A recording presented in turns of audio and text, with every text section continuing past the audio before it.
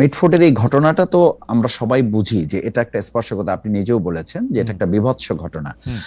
যদি আমি আমি আমার আপনার যুক্তির খাতিরেই যদি বলি যে এটা একটা দ্বন্দ্ব এবং দুই গ্রুপের, এবং সেটা বিএনপিরই দুই গ্রুপের হয়ে থাকে, সেটাও কি আমাদের কাছে গ্রহণযোগ্য কোনো ব্যাপার হবে? সেই জায়গাটা আমি বলছি যে তার সন্তান এখনো ভিডিও ক্লিপে পাওয়া যাচ্ছে, আমরা সেটা তো এখনো ভেরিফাই করতে পারি নাই, কিন্তু তার সন্তান, তার কিন্তু মাসুদ তার ভাই, মেয়েও বলেছে, মাসুদ ভাই তার স্ত্রীও বলেছে, এইটাকে আসলে দেখানো হয়েছে যে বিএনপি একটা চাঁদাবাজ দল, একটা চাঁদাবাজের একটা গ্রুপ গিয়ে একজনের কাছে চাঁদা চায়, চাঁদা যদি না পায় তারপরে এটাকে পাথর ছুঁড়ে মারা হয়েছে। এবং আমাদের এনসিপি, জি জি ভাই বলেন। খালিদ, একটা কথা একটু বলি আপনাকে।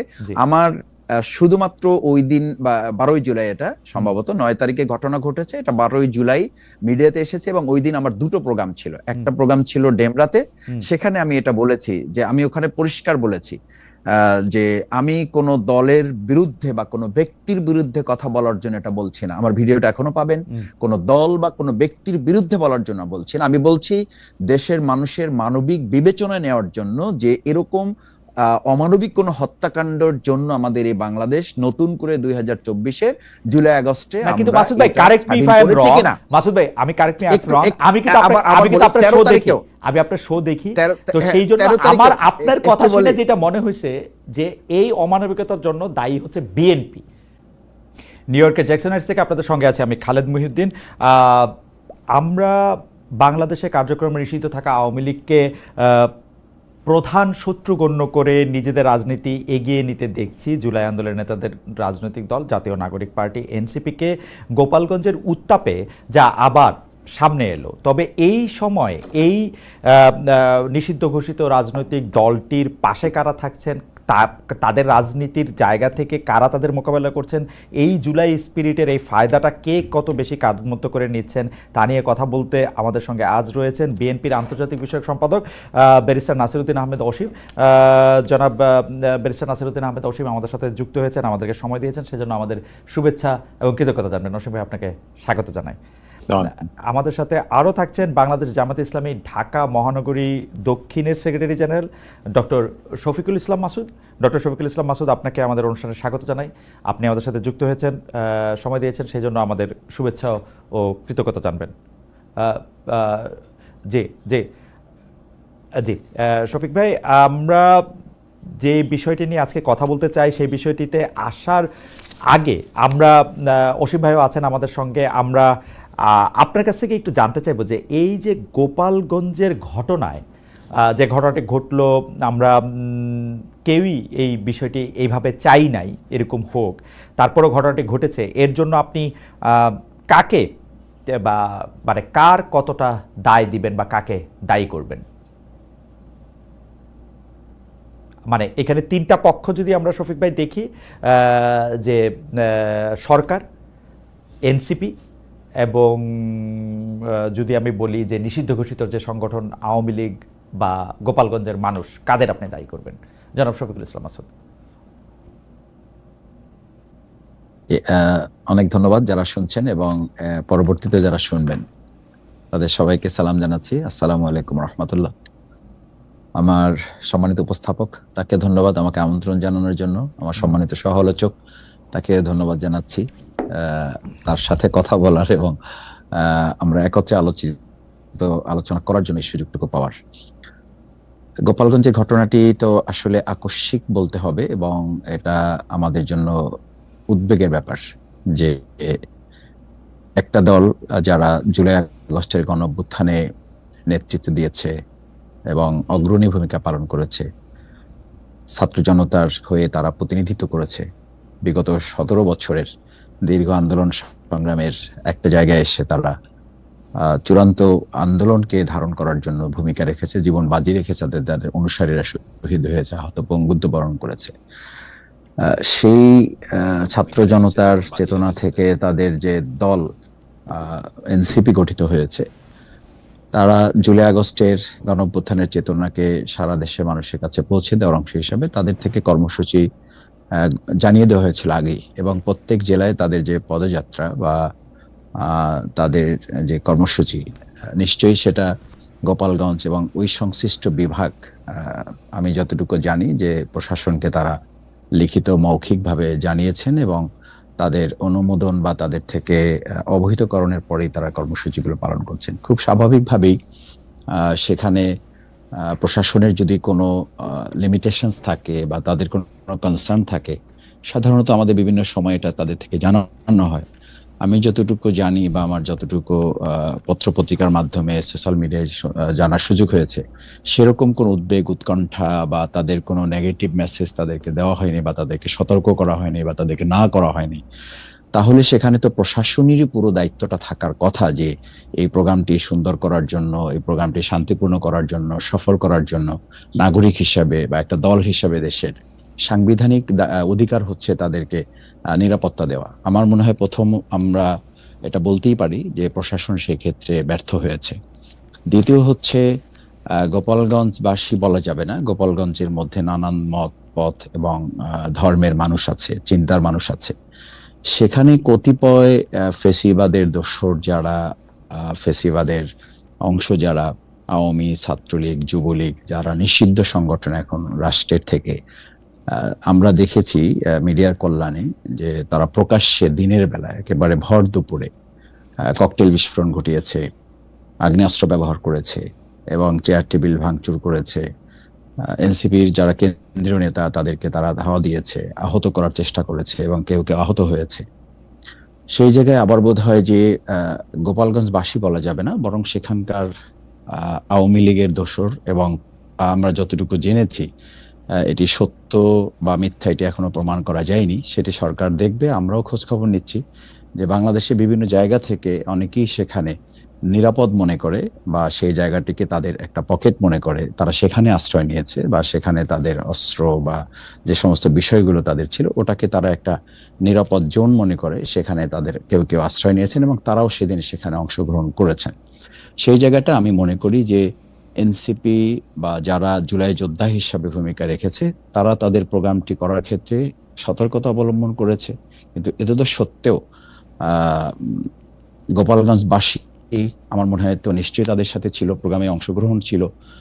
প্রশাসনের পক্ষ থেকে যে নিরাপত্তাটা নিশ্চিত করতে পারত সেই জায়গাটা না হওয়ার কারণে একটা পর্যায়ে গিয়ে আসলে অস্ত্রের মুখে তো সাধারণ কোনো নাগরিক বা বিশেষ করে কোনো দল যারা সাংবিধানিক জায়গার মধ্যে থাকে, নিয়ম নীতির মধ্যে থাকে, তারা তো অস্ত্রের মোকাবেলা করতে পারে না। সেই জায়গাটা প্রোগ্রামটা তখন সফল হয় নাই এবং তারা বেরিয়ে আসাটা নিরাপদ হয় নাই। মাসুদ ভাই, আমি দুই তিনটা বিষয় একটু আপনার কাছে জানতে চাই যে আপনি প্রশ্ন ব্যর্থ হয়েছে সেটা আপনি বলছেন, তা আমাদের প্রশ্ন হচ্ছে আপনি যদি একটু দ্রুত একটু বলতেন যে প্রশ্নের এই ব্যর্থতা কি ইচ্ছাকৃত নাকি তাদের সামর্থ্যের অভাব? ইচ্ছাকৃত কেন কেউ কেউ বলতেছেন সেইটার প্রসঙ্গে আমরা পরে আসতেছি, আপনার কাছে কোনটা মনে হয় সেটা যদি আপনি একটু বলতেন, যে প্রশ্ন কি পারেই না নাকি সে মানে ইচ্ছা করে এরকম একটা ঘটনা ঘটুক এটাই তারা চাইছে?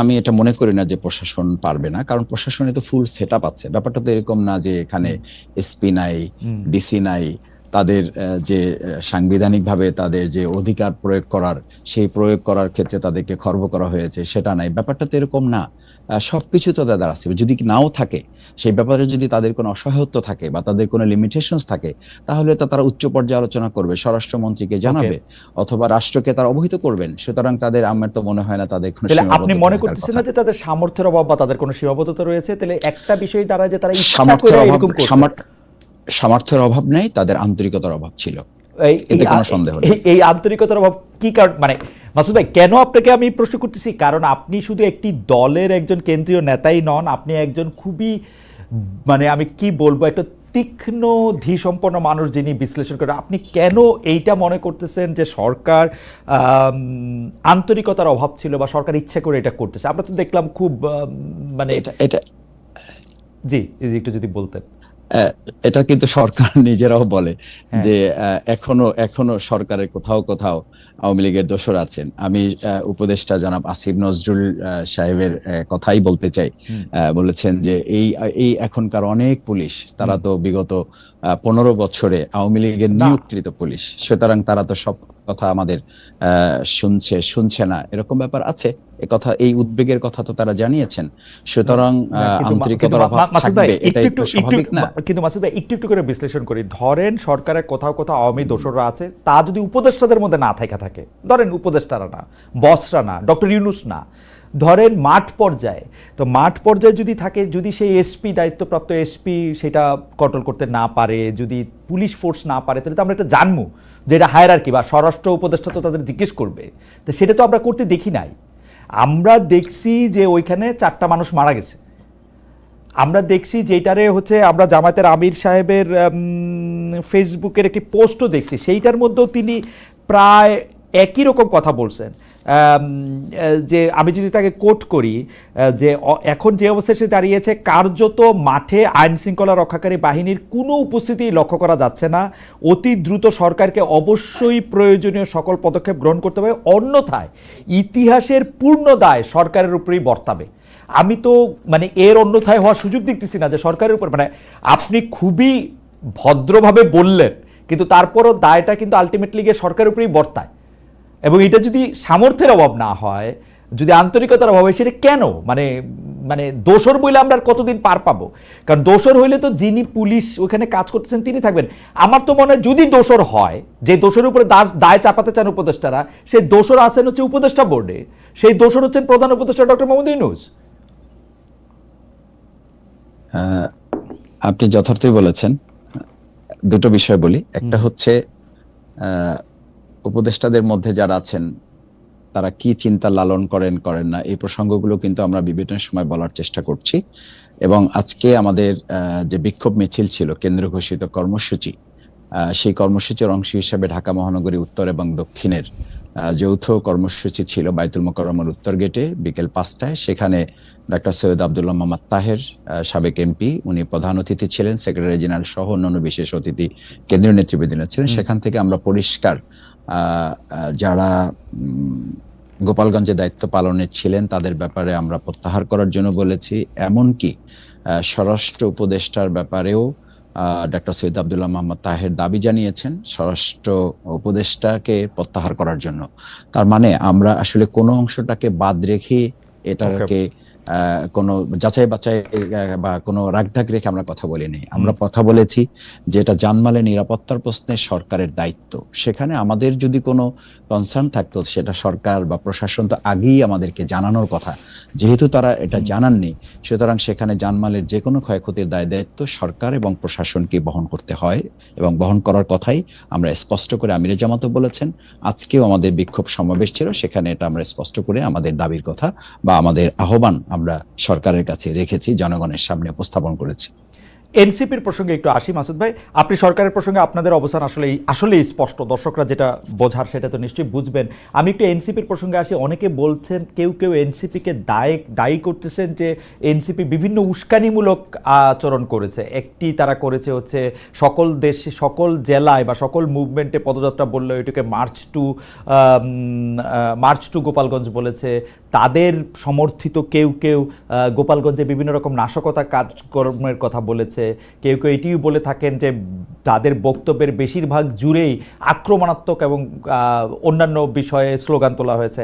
আপনি এটা থেকে কি মনে করেন যে মানে এনসিপি যা করেছে রাজনৈতিক কর্মসূচি হিসেবে, তার মধ্যে আপনি কোনো প্রবলেম দেখেন কিনা? আচ্ছা, এটি তো খুব স্বাভাবিক ব্যাপার নয় যে আমি যদি আইন শৃঙ্খলা বিরোধী কোনো কর্মসূচি করি, রাষ্ট্র বিরোধী কোনো বক্তব্য দিয়ে থাকি, সে ব্যাপারে কি কোনো সাধারণ নাগরিক দায়িত্ব পালন করবেন, বা কোনো দলের, বিশেষ করে কোনো নিষিদ্ধ দলের অস্ত্রধারীরা কি আমার ব্যাপারে এসে আমার উপরে হামলা করবেন? এটা কি একটা মানে রাষ্ট্রের কোনো কাঠামো হতে পারে, বা এটা একটা নাগরিকের সাথে আর একটা নাগরিকের সম্পর্কের প্রশ্ন না তো? যদি এনসিপি কোনো আইনের লঙ্ঘন করে, সাংবিধানিক কোনো ব্যত্যয় তারা করে, বক্তব্য তাদের মধ্যে কোনো শৃঙ্খলতা থাকে, কর্মসূচি যদি সরকারের সাথে সাংঘর্ষিক হয়, সরকার যদি সেটাকে থ্রেট মনে করে, জনগণের জন্য মনে করে, রাষ্ট্রের জন্য মনে করে, সেটা তো সরকার পদক্ষেপ নেবে, সেটা কি কোনো সাধারণ নাগরিক না বা মাসুদ ভাই, কোনো একটা দল, বিশেষ মাসুদ ভাই, করে বিশেষ মাসুদ ভাই, নিষিদ্ধ মাসুদ ভাই, কোনো আমরা দলকে এতক্ষণ অস্ত্র নিয়ে তাদেরকে না হামলা করতে না না হবে, মাসুদ ভাই, এটা কি না, যথার্থ? না একদমই যথার্থ না। কিন্তু মাসুদ ভাই, আমি অসীম ভাই এতক্ষণ আমরা অসীম ভাইকে হারিয়ে ফেলেছিলাম কোনো এক অসীমে, কিন্তু কিন্তু আমরা আবার তাকে পেয়েছি, সেজন্য আমরা ব্যারিস্টার অসীমকে শুনতে চাই। তো তো অসীম ভাইকে দেন। অসীম ভাইকে আমাদেরকে শুনতে পাচ্ছেন না? আমার একটা ছোট্ট অসীম ভাইকে আবার আমরা লুজ করছি, মানে অসীম ভাইকে আমাদেরকে শুনতে পাচ্ছেন এখন? এখন শুনতে পাচ্ছি, এই মুহূর্তে শুনতে পাচ্ছি। জি, না অসীমকে রেখে আমি একটা কথা বলতে চাই, অসীমকে রেখে আমি একটা কথা বলতে চাই যে মাসুদ ভাই, আপনি কি মনে করেন যে এনসিপির এই কার্যক্রম বা এই রাজনৈতিক কার্যক্রম, সেটি এনসিপির রাজনৈতিক কার্যক্রম সেটি সঠিক ছিল, মানে গোপালগঞ্জে যে তাদের রাজনৈতিক কার্যক্রম সেটি সঠিক ছিল বলে মনে করেন কিনা? দেখেন, আমার সঠিক মনে করা না করা খুবই গুরুত্বপূর্ণ মাসুদ ভাই, মাসুদ ভাই খুবই গুরুত্বপূর্ণ। কেন আমি এটা বলতেছি, মানে অসীম ভাইয়ের বলাটা গুরুত্বপূর্ণ, সেইটা হচ্ছে দলের সিদ্ধান্ত নেওয়ার জায়গা থেকে না, কিন্তু আপনাকে এবং ব্যারিস্টার অসীম ভাইকে আমি অনেকদিন ধরে চিনি, যে আপনাদের মতামত আমার কাছে এবং আমাদের দর্শকদের কাছে খুবই গুরুত্বপূর্ণ। সেই জন্য আজকে আমরা অনুষ্ঠানের সময়সূচি একটু পরিবর্তন করে হলেও আপনাদের কাছ থেকে একটু মন্তব্য শুনতে চাচ্ছি। আপনি কি মনে করেন যে এনসিপির এই রাজনৈতিক কার্যক্রমটা সঠিক ছিল কিনা, মানে মার্চ টু গোপালগঞ্জ, তাদের ওখানে যাওয়া, আওয়ামী লীগ কি করছে সেটা নিয়ে আমি আসলে প্রশ্ন তুলতে চাই না এই মুহূর্তে আর কি।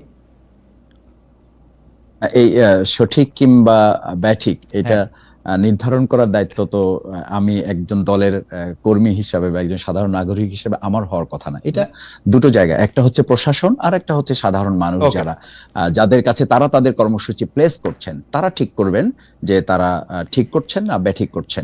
দুটো জায়গা, একটা প্রশাসন আর একটা হচ্ছে সাধারণ জনগণ। মাসুদ ভাই, আমি একটু অসীমের কাছে যাই, অসীমের কাছ থেকে গিয়ে আবার আমি ফিরে আসবো। আমি প্রশ্নটা একটু আপনার কাছে একটু রিস্ট্রাকচার করি। যেমন ধরেন, একটি রাজনৈতিক দল হিসাবে এনসিপি বাংলাদেশের 63টা জেলায় যাবে, 64 নম্বর জেলায় যাবে না, বা কোনো কারণে গোপালগঞ্জে না গিয়ে তাদের ফরিদপুর চলে যেতে হবে বা যশোর যেতে হবে, সেটাতে আমি বিশ্বাস করি না। আমি মনে করি রাজনৈতিক দল হিসেবে তাদের সেখানে যাওয়ার অধিকারও আছে, তাদের রাজনৈতিক কর্মসূচি পালন করারও তাদের মানে তারা এটা করতেই পারে। আমি শুধু জানতে চাই জনাব শফিকুল ইসলাম মাসুদ ব্যাপারটাকে ঠিক মনে করেন কিনা, তারা যেভাবে রাজনৈতিক কর্মসূচিটা নিয়েছে, নামটা যেভাবে নিয়েছে, সেই পুরো প্রক্রিয়াটাকে সমর্থন করেন কিনা। কেন আমি প্রশ্ন করতেছি সেটারও একটা কারণ আছে। আমি একটু ব্যারিস্টার নাসিরউদ্দিন অসীমের কাছে একটু ঘুরে আসি। যে ব্যারিস্টার অসীম, আমরা দুটা বিষয় একটু প্রথমে প্রশ্ন করছিলাম, আমরা অনেকক্ষণ পরে আপনাকে পেলাম, নাহলে আরও অনেকক্ষণ আগেই আসতাম আপনার কাছে, আপনি আমাদের দর্শকরাও অপেক্ষা করতেছেন আপনার মন্তব্যের জন্য। আমরা মাসুদ ভাইয়ের কাছে স্পেসিফিক কয়েকটা প্রশ্ন রেখেছিলাম যে গোপালগঞ্জে যে ঘটনা ঘটলো সেইটাতে প্রশাসনের ব্যর্থতা দেখেন কিনা, প্রশাসনের দায় দেখেন কিনা, এনসিপির এই রাজনৈতিক কার্যক্রমকে সঠিক বলে মনে করেন কিনা যে রাজনৈতিক কার্যক্রমটা গোপালগঞ্জ অভিমুখে ছিল, এবং সর্বশেষে আপনি এটা মনে করেন কিনা যে যদি সরকারের যদি কোনো দায় বা দায়িত্ব থাকে, তাহলে সেইটা কি যোগ্যতার অভাবে বা সামর্থ্যের অভাবে, নাকি তাদের ইচ্ছাকৃত? ব্যারিস্টার নাসিরউদ্দিন অসীম, আপনি যদি একটু বলতেন। বিরোধী আন্দোলনের কর্মপন্থা নিয়ে বা অগ্রগতি নিয়ে, তো আমি সেদিক থেকে বলবো যে আমি ভাগ্যবান যে আজকে ঠিকানার খালেদ মহিউদ্দিন সাহেবের ঠিকানাটা আমি পেয়েছি বহু বছর পরে, এবং ওনার মাধ্যমে দর্শক শ্রোতাদের কাছে পৌঁছাতে পারছি, এটাও একটা গৌরবের বিষয় আমার কাছে। কিন্তু সবচেয়ে বড় গ্লানিকর যে বিষয়টা, সেটা হচ্ছে যে 16 জুলাই যখন আবু সাঈদ কিংবা চট্টগ্রামের ওয়াসিম আকরাম শহীদ হয়েছেন, সেদিন কেন আমি গোপালগঞ্জকে মেনে নিলাম? আপনার মুসলমানদের কেবলা তো হলো গিয়ে আপনার সৌদি আরব, বাংলাদেশ আওয়ামী লীগের কেবলা হচ্ছে যে গোপালগঞ্জ। আমি প্রথম কথাটাই মনে করি যে রাজনৈতিক দল হিসেবে, যে কোনো বড় রাজনৈতিক দল কিংবা পুরনো রাজনৈতিক দল দায়িত্বশীলতার পরিচয় যদি দেন, তাহলে তারা সব সময় অ্যাভয়েড করবেন গোপালগঞ্জের মতো একটা জেলাকে বাদ দিয়ে তাদের কর্মসূচি শুরু করা। আমি একথা বলছি না যে আমার কর্মকাণ্ড কি তাহলে বাংলাদেশে ওই গোপালগঞ্জ পর্যন্ত বাদ দিয়ে রেস্ট্রিক্টেড না। 68,000 বর্গমাইলের এই বাংলাদেশে প্রত্যেকের সমান অধিকার আছে। আমরা প্রত্যেকেই প্রত্যেকটা জায়গায় প্রত্যেকটা বর্গ ইঞ্চিতে আমাদের অধিকার আছে, কিন্তু বিষয়টা সে জায়গাতে না, এখানে আবেগের একটা বিষয় কাজ করে। এখন আমি যদি মনে করি যে এই যে দায়িত্বহীনতা কিংবা দায়িত্বশীলতার পরিচয় দেবার কথা, সেটা কি শুধু এককভাবে গোপালগঞ্জের প্রশাসন যথেষ্ট ছিল? আমি মনে করি নিঃসন্দেহে না। আওয়ামী লীগ ক্ষমতায় ছিল, সে সময়ও কিন্তু 15 বছর ফ্যাসিস্ট বিরোধী আন্দোলনে কোন জায়গায় বাংলাদেশ জাতীয়তাবাদী দলের নেতাকর্মীরা থানা ঘেরাও করে রেখেছিল। তার কারণটা ছিল কিরকম? সাংগঠনিক যে শক্তি, অবস্থান এবং অবকাঠামো জেলার সমস্ত কিছু মিলিয়ে দেখা গেছে যে পুলিশ প্রশাসন কিংবা অন্যান্য যে সমস্ত আইন প্রয়োগকারী সংস্থা ছিল তারাও দেখা যাচ্ছে যে পেরে উঠতো না। তো সেদিক থেকে আপনি যদি গোপালগঞ্জকে কনসিডার করেন, সেখানে শেখ মুজিবুর রহমান সাহেবের সমাধিস্থল রয়েছে। সঙ্গত কারণে কেউ যদি বলে যে গোপালগঞ্জ অভিযানে যাচ্ছি বা আপনার গোপালগঞ্জ দখল করতে যাচ্ছে, মানে বডি ল্যাঙ্গুয়েজ, যেটা perception we receive from the wording, সেটা কিন্তু একটু এক ধরনের আপনার এটাকে কি বলে, অস্থিতিশীল অবস্থা বা আপনার যেটাই আমরা রাজনৈতিক পরিভাষায় যেটাই বলেন না কিন্তু উত্তপ্তকর একটা পরিবেশ পরিস্থিতি তৈরি করে। অসীম ভাই, আমি আসলে মাসুদ ভাইকে, আপনি যেহেতু একটু ব্যক্তিগত জায়গা থেকে শুরু করলেন, আমি একটু এটা আমারও একটু বলা উচিত। মাসুদ ভাই, অসীম ভাই ইউনিভার্সিটিতে আমাদের নেতা ছিলেন, মানে আমি ছাত্রদল জীবনে করি না, এটাতে আবার ভুল বোঝাচ্ছে, কিন্তু অসীম ভাই যেহেতু ছাত্র নেতাই ছিলেন, অসীম ভাই আপনি আমার লিডার, এটাতে আমার ভুল বোঝাবুঝি তৈরি হতে পারে। আমি ছাত্রদল জীবনে করি না, কিন্তু ঘটনা হইতেছে অসীম ভাই, লিডার হিসেবে আপনাকে একটা প্রশ্ন করি, আপনি কি মনে করতেছেন যে এনসিপি আসলে এই প্রোগ্রামটা 16 জুলাই না করলে ঠিক হইতো, নাকি কখনোই না করলে ঠিক হইতো? মানে এনসিপির এটা করাই উচিত হয় না? আমি একটু আসি, এনসিপি করতে পারতো। দেখুন, বাংলাদেশ জাতীয়তাবাদী দল কিন্তু 5ই আগস্ট 2024 অব্যবহিত পরে একটা প্রোগ্রাম করেছিল, যেখানে স্বেচ্ছাসেবক দলের প্রেসিডেন্ট জিলানিকে আপনার নগ্নভাবে হামলা করা হয়েছে। তার শিশু সন্তান, তার স্ত্রী, তাদেরকে আমি হসপিটালে দেখতে গেছি, তারাও কিন্তু মারাত্মকভাবে আপনার জখম হয়েছিল, তারাও কিন্তু হত্যাকাণ্ডের শিকার হতে পারত। আমি সে কারণেই বলছি যে গোপালগঞ্জ জায়গাটা আওয়ামী লীগের জন্য কেবলা, আওয়ামী লীগের।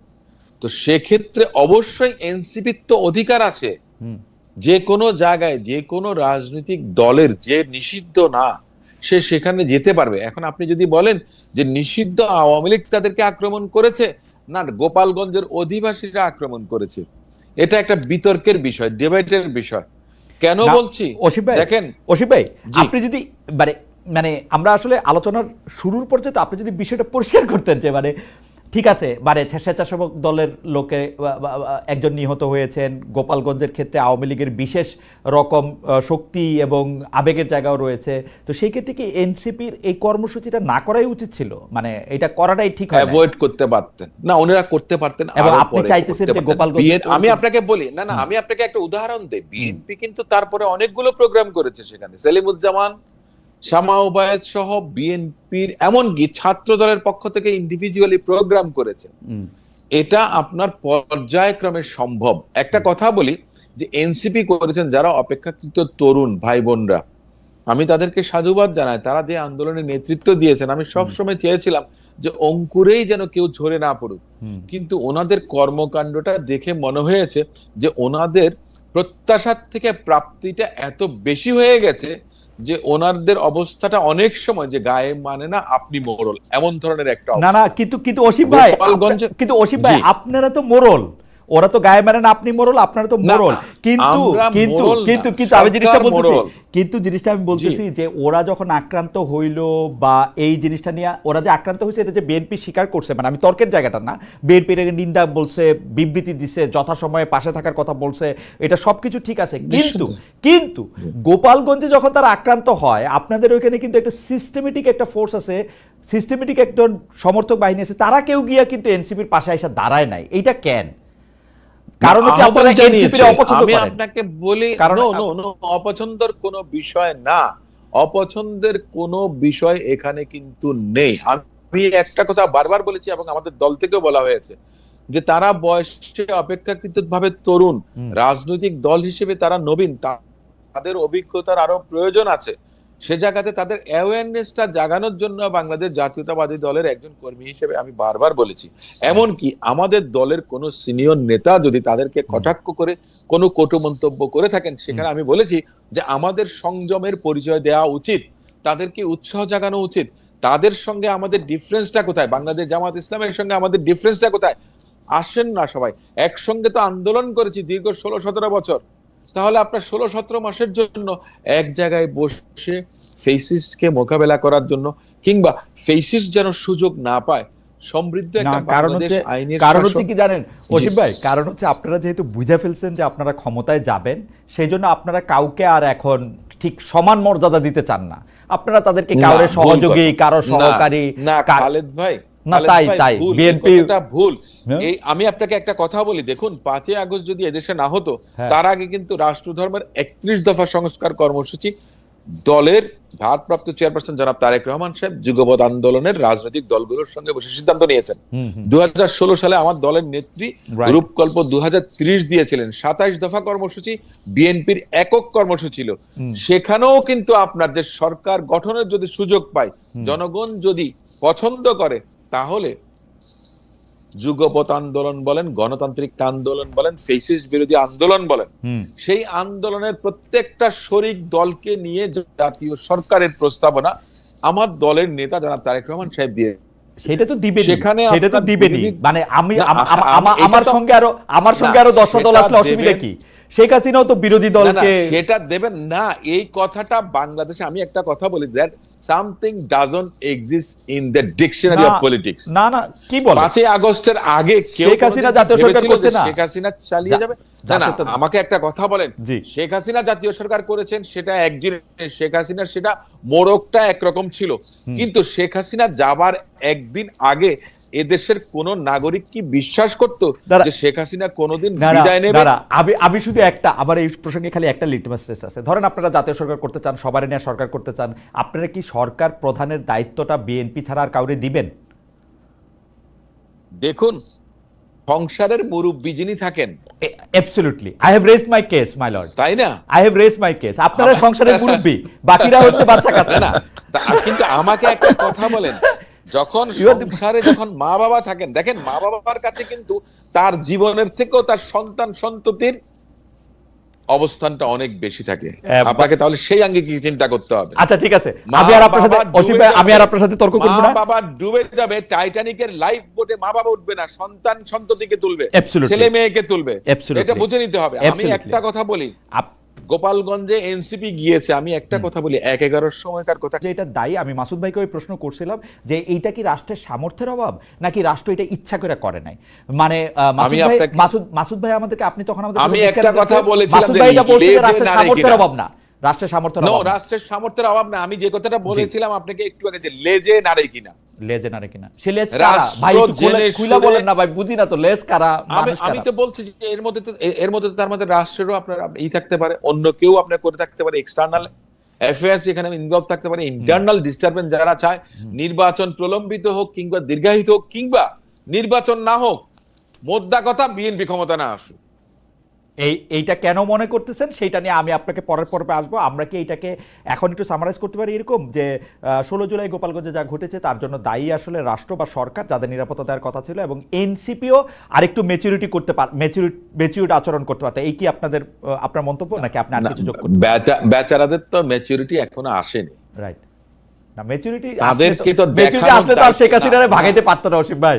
না আপনি দেখেন সব সময় সবকিছু ম্যাচুরিটি দিয়ে হয় না, আবেগ বলে একটা কথা আছে। রাইট, আবেগের জায়গাটা আপনাকে দেখতে হবে। আপনি যদি সব জায়গায় মনে করেন যে ম্যাচিওর না, আপনি বুদ্ধি দিয়ে বিদ্যা দিয়ে সবকিছু করতে পারেন না। দুফোঁটা চোখের জল দিয়ে অনেক কিছু করতে পারেন। ম্যাচুরিটি এবং আবেগ দুটো ভিন্ন জিনিস, কিন্তু কখন কোনটা কাজে লাগে সেটা আপনাকে বিচারের মধ্যে আনতে হবে। আচ্ছা, আপনি যদি শেখ হাসিনার বিদায় এবং পতন, রাইট, আপনি লাইটটা শেষ করেন, সরি আমি আপনাকে শুনতে বলছি যে শেখ হাসিনার পতন এবং পতন পরবর্তী রাজনীতি এক জায়গায় যদি দেখেন, তাহলে আমার মনে হয় না যে সেটা সঠিক হবে। আমি ভুল করতে পারি, কিন্তু আমাকে দেখিয়ে দেবার দায়িত্ব আপনার, আমাকে দেখিয়ে দেবার দায়িত্ব অন্যান্য যারা সিনিয়র আছেন তারা। রাইট, এনসিপি ভুল করছেন বা এনসিপি ভুল করতে পারেন, বা একটা পরিবেশ পরিস্থিতি তৈরি হতে পারে, ডিটেরিয়েট করতে পারে, সেটা দায়িত্ব ছিল সরকারের গোয়েন্দা সংস্থা। জি, তাদেরকে সেটা ফাইন্ড আউট করা উচিত ছিল, অসীম ভাই, সরকারকে অ্যাডভাইস করা উচিত ছিল। অসীম ভাই, আপনার বক্তব্য পরিষ্কার। আপনি একটা মুরব্বির জায়গা থেকে জিনিসটা দেখতেছেন, আপনার বক্তব্য পরিষ্কার। আমরা আবার আসতেছি আপনার কাছে, আমরা একটু মাসুদ ভাই আপনার কাছে আসতে চাই। মাসুদ ভাই, আপনি কি মনে করেন যে এনসিপি রাজনৈতিকভাবে যে প্রশ্নটা আসলে আমি ভালো করে করতে পারি নাই, অসীম ভাইয়ের বক্তব্যে সেটা আরো অনেক বেশি পরিষ্কার, তারা কেন 16 জুলাই সেখানে অনেকগুলি প্রশ্ন এনেছেন। আপনি যদি এটা নিয়ে একটু মন্তব্য করতেন তাহলে আমরা একটা অরিজিনাল প্রশ্নে যাইতাম আপনার কাছে। মাসুদ ভাই, আপনার কাছে কি মনে হয় এনসিপির এখানে যাওয়া করা? আচ্ছা, মানে আমরা কি দেশটাকে এরকম ভাগ করছি যে মরহুম প্রেসিডেন্ট শহীদ জিয়াউর রহমান ওনার মাজার যেখানে আছে এর আশপাশে কিছু এলাকা বা এই যে ওয়ার্ড আছে এখানে অন্য কোনো দল প্রোগ্রাম করতে হলে তাদের অসম্ভব ম্যাচিউরিটি নিয়ে তারপরে এলাকায় প্রোগ্রাম করতে হবে, অথবা জনাব তারেক রহমান সাহেবের এলাকা বগুড়া, সেখানে কাউকে প্রোগ্রাম করতে হলে কি অসম্ভব ম্যাচিউরিটি নিয়ে তারপরে খুব প্ল্যান প্রোগ্রাম করে ধীর স্থির ভাবে প্রোগ্রাম করা কি খুব আমরা যৌক্তিক মনে করছি? বা ফেনীতে সাবেক প্রধানমন্ত্রী খালেদা জিয়া তার এলাকায় কেউ প্রোগ্রাম করতে চাইলে আমরা কি মনে করি যে ওখানে খুব প্ল্যান প্রোগ্রাম করে ম্যাচুরিটি সহ করতে পারলে ভালো হয়? আমি একটু বলি যে আপনি যেটা প্রশ্নটা তুলছেন সেই প্রশ্ন কিন্তু আমারও, কিন্তু কেউ কেউ আমাদের এটা বলে গোপালগঞ্জকে আমরা বারবার বলছি, গোপালগঞ্জ তো দেশের বিচ্ছিন্ন কোনো জায়গা না, কেউ কেউ বলতে ভারতীয় আধিপত্যবাদ বা কারাপোর জায়গা না, স্পেশাল এলাকা বলে এলাকা থাকে, যেমন পার্বত্য চট্টগ্রাম, এই জায়গাটা এবং আদিবাসী তাদের একটা টেনশন রয়েছে। ফেনীতে গিয়ে আসলে আপনি বেগম জিয়ার নিয়ে কিছু বললে, বগুড়ায় তারেক রহমানকে কিছু বললে, সেটা হচ্ছে জিওগ্রাফিক্যাল একটা ব্যাপার। এটা তো জিওগ্রাফিক্যাল কোনো ব্যাপার না, এটা পলিটিক্যালও কোনো ব্যাপার না। ব্যাপার হচ্ছে যে আমাদের সাবেক প্রধানমন্ত্রী বেগম খালেদা জিয়াই কিন্তু একবার খুব স্পষ্ট করে বলেছিলেন যে গোপালগঞ্জের এই সমস্ত লোকেরা যদি করে তো এটা নামই পাল্টে দেবে। তো উনি এটা কতটা বিরক্ত, বিব্রত এবং কতটা তাদের প্রতি ক্ষুব্ধ হলে এই কথাটা বলতে পারেন। সুতরাং বিএনপির তো, আমার তো মনে হয় যে বিএনপির এটাকে বা জামাতের এটাকে অ্যাপ্রিশিয়েট করা দরকার যে এরকম একটা জায়গায়, এটা আমি আমার জায়গা থেকে বলছি, যে এরকম একটা জায়গায় তারা কোনো কর্মসূচি নিচ্ছে তো হুটহাট করে না যে স্টার্ট করছে এটা দিয়ে, অথবা এটা না করে তারা অন্য আর কোথাও যাবেন না, ব্যাপারটা তো এরকম না। খুব সিম্পলি তারা কর্মসূচি নিয়েছে এবং লাগাতার কর্মসূচির অংশের মধ্যে এটা পড়েছে। আমার পটুয়াখালীতে গিয়েছে, আমি শুনেছি তারা বরগুনাতে গিয়েছে, তার ধারাবাহিকতার মধ্যে এটা পড়েছে। তো সেই জায়গাটা 16 তারিখ পড়েছে, তো 18 তারিখ পড়েছে, তো এই জায়গাটা 16 তারিখ পড়েছে। সুতরাং এটার মধ্যে আমার তো মনে হয় যে তারা তাদের মতো করে প্ল্যান করেছে। এনসিপির রাজনৈতিক কর্মসূচিটা ঠিকই আছে। তো সেই ক্ষেত্রে আমাদের প্রশ্ন, যেই রাজনৈতিক দলটার জন্ম 6 মাসেরও কম সময়, ফেব্রুয়ারি থেকে যদি আমরা আগস্ট জুলাই ধরি, 5 মাসের চেয়ে একটু বেশি, কম বেশি সময়, তো ওদের যে কাজটা করাটাকে আপনি রাজনৈতিকভাবে ঠিক মনে করছেন, জামায়াতে ইসলামী এই কাজটা কেন করে নাই? মানে জামায়াতে ইসলামী কিন্তু গোপালগঞ্জকে নিয়ে কোনো প্রোগ্রাম দেখানো, গোপালগঞ্জের মানুষকে বোঝানো, গোপালগঞ্জে গিয়ে বড় ধরনের কোনো কর্মসূচি করা, কেন্দ্রীয় নেতারা গোপালগঞ্জে গিয়ে বক্তৃতা দেওয়া, সেগুলি আমরা খুব বেশি দেখি নাই। এর কারণটা কি? বা কোনো একটা কর্মসূচি, আমি মানে গোপালগঞ্জ মার্চ কর্মসূচি নিতে বলতেছি না, মানে কোনো না কোনো কর্মসূচি তো নিতে পারতো, এটা কেন নেয় নাই? গোপালগঞ্জে অনেক বড় কর্মসূচি আমাদের হয়েছে, আপনি ভিডিওতে নিশ্চয়ই হয়তো দেখার সুযোগ পেয়েছেন কিনা আমি জানি না। সেখানে আমাদের কেন্দ্রীয় নেতৃবৃন্দ গিয়েছেন এবং সেখানে বড় সমাবেশ হয়েছে, শোভাযাত্রা হয়েছে, শান্তিপূর্ণভাবে আমাদের কর্মসূচি। এবং আমি ছাত্র শিবিরে যখন কেন্দ্রীয় সভাপতি 2006-07 আমি নিজে সেখানে গিয়ে ছাত্রদের সম্মেলন করেছি। এই 5 আগস্টের পরে, হ্যাঁ 5 আগস্টের পরেই আমাদের সমাবেশ হয়েছে, কেন্দ্রীয় নেতারা গিয়েছেন এবং সেখানে অনেক বড় মোটরসাইকেল শোভাযাত্রা হয়েছে, যেখানে কয়েক হাজার জনগণ অংশগ্রহণ করেছে এবং শান্তিপূর্ণভাবেই কিন্তু সেই প্রোগ্রামটা শেষ হয়েছে। ফ্যান্টাস্টিক। ওই প্রোগ্রামের মধ্যে কি আপনাদের কোনো ধরনের আক্রমণের মুখে বা প্রতি আক্রমণের মুখে আপনাদের পড়তে হয়েছে? বা আপনারা কি কোনো ধরনের, যে গোপালগঞ্জের মানুষের নাম দিয়ে হোক, কোন একটা দলের নাম দিয়ে হোক, সেটাতে কি আপনারা পড়েছেন? না, আমি তো বললাম যে আমাদের শান্তিপূর্ণভাবে আমাদের প্রোগ্রাম শেষ হয়েছে। এর একটা কারণ কি এই যে আপনারা আসলে সরাসরি কোনো একটি দলকে, পক্ষকে, ব্যক্তিকে, জীবিত বা মৃত কাউকে আক্রমণ করে কথা বলেন না, এইটা কি এর কারণ? কারণটা তো আমরা মনে করি যে এখানে আমাদের গণতান্ত্রিক একটা অধিকারের জায়গা নিয়ে আমরা কাজ করেছি, কথা বলেছি। এখন যারা আক্রমণ করেছে, এই আক্রমণের প্রেক্ষাপটটা তখন আওয়ামী লীগ বা ছাত্রলীগ বা যুবলীগের যারা আছে তারা হয়তো সাহস করে নাই জামাত ইসলামের মতো, ইসলামী ছাত্র শিবিরের মতো একটা পার্টিকে তারা অ্যাটাক করবে এরকম একটা অবস্থায়।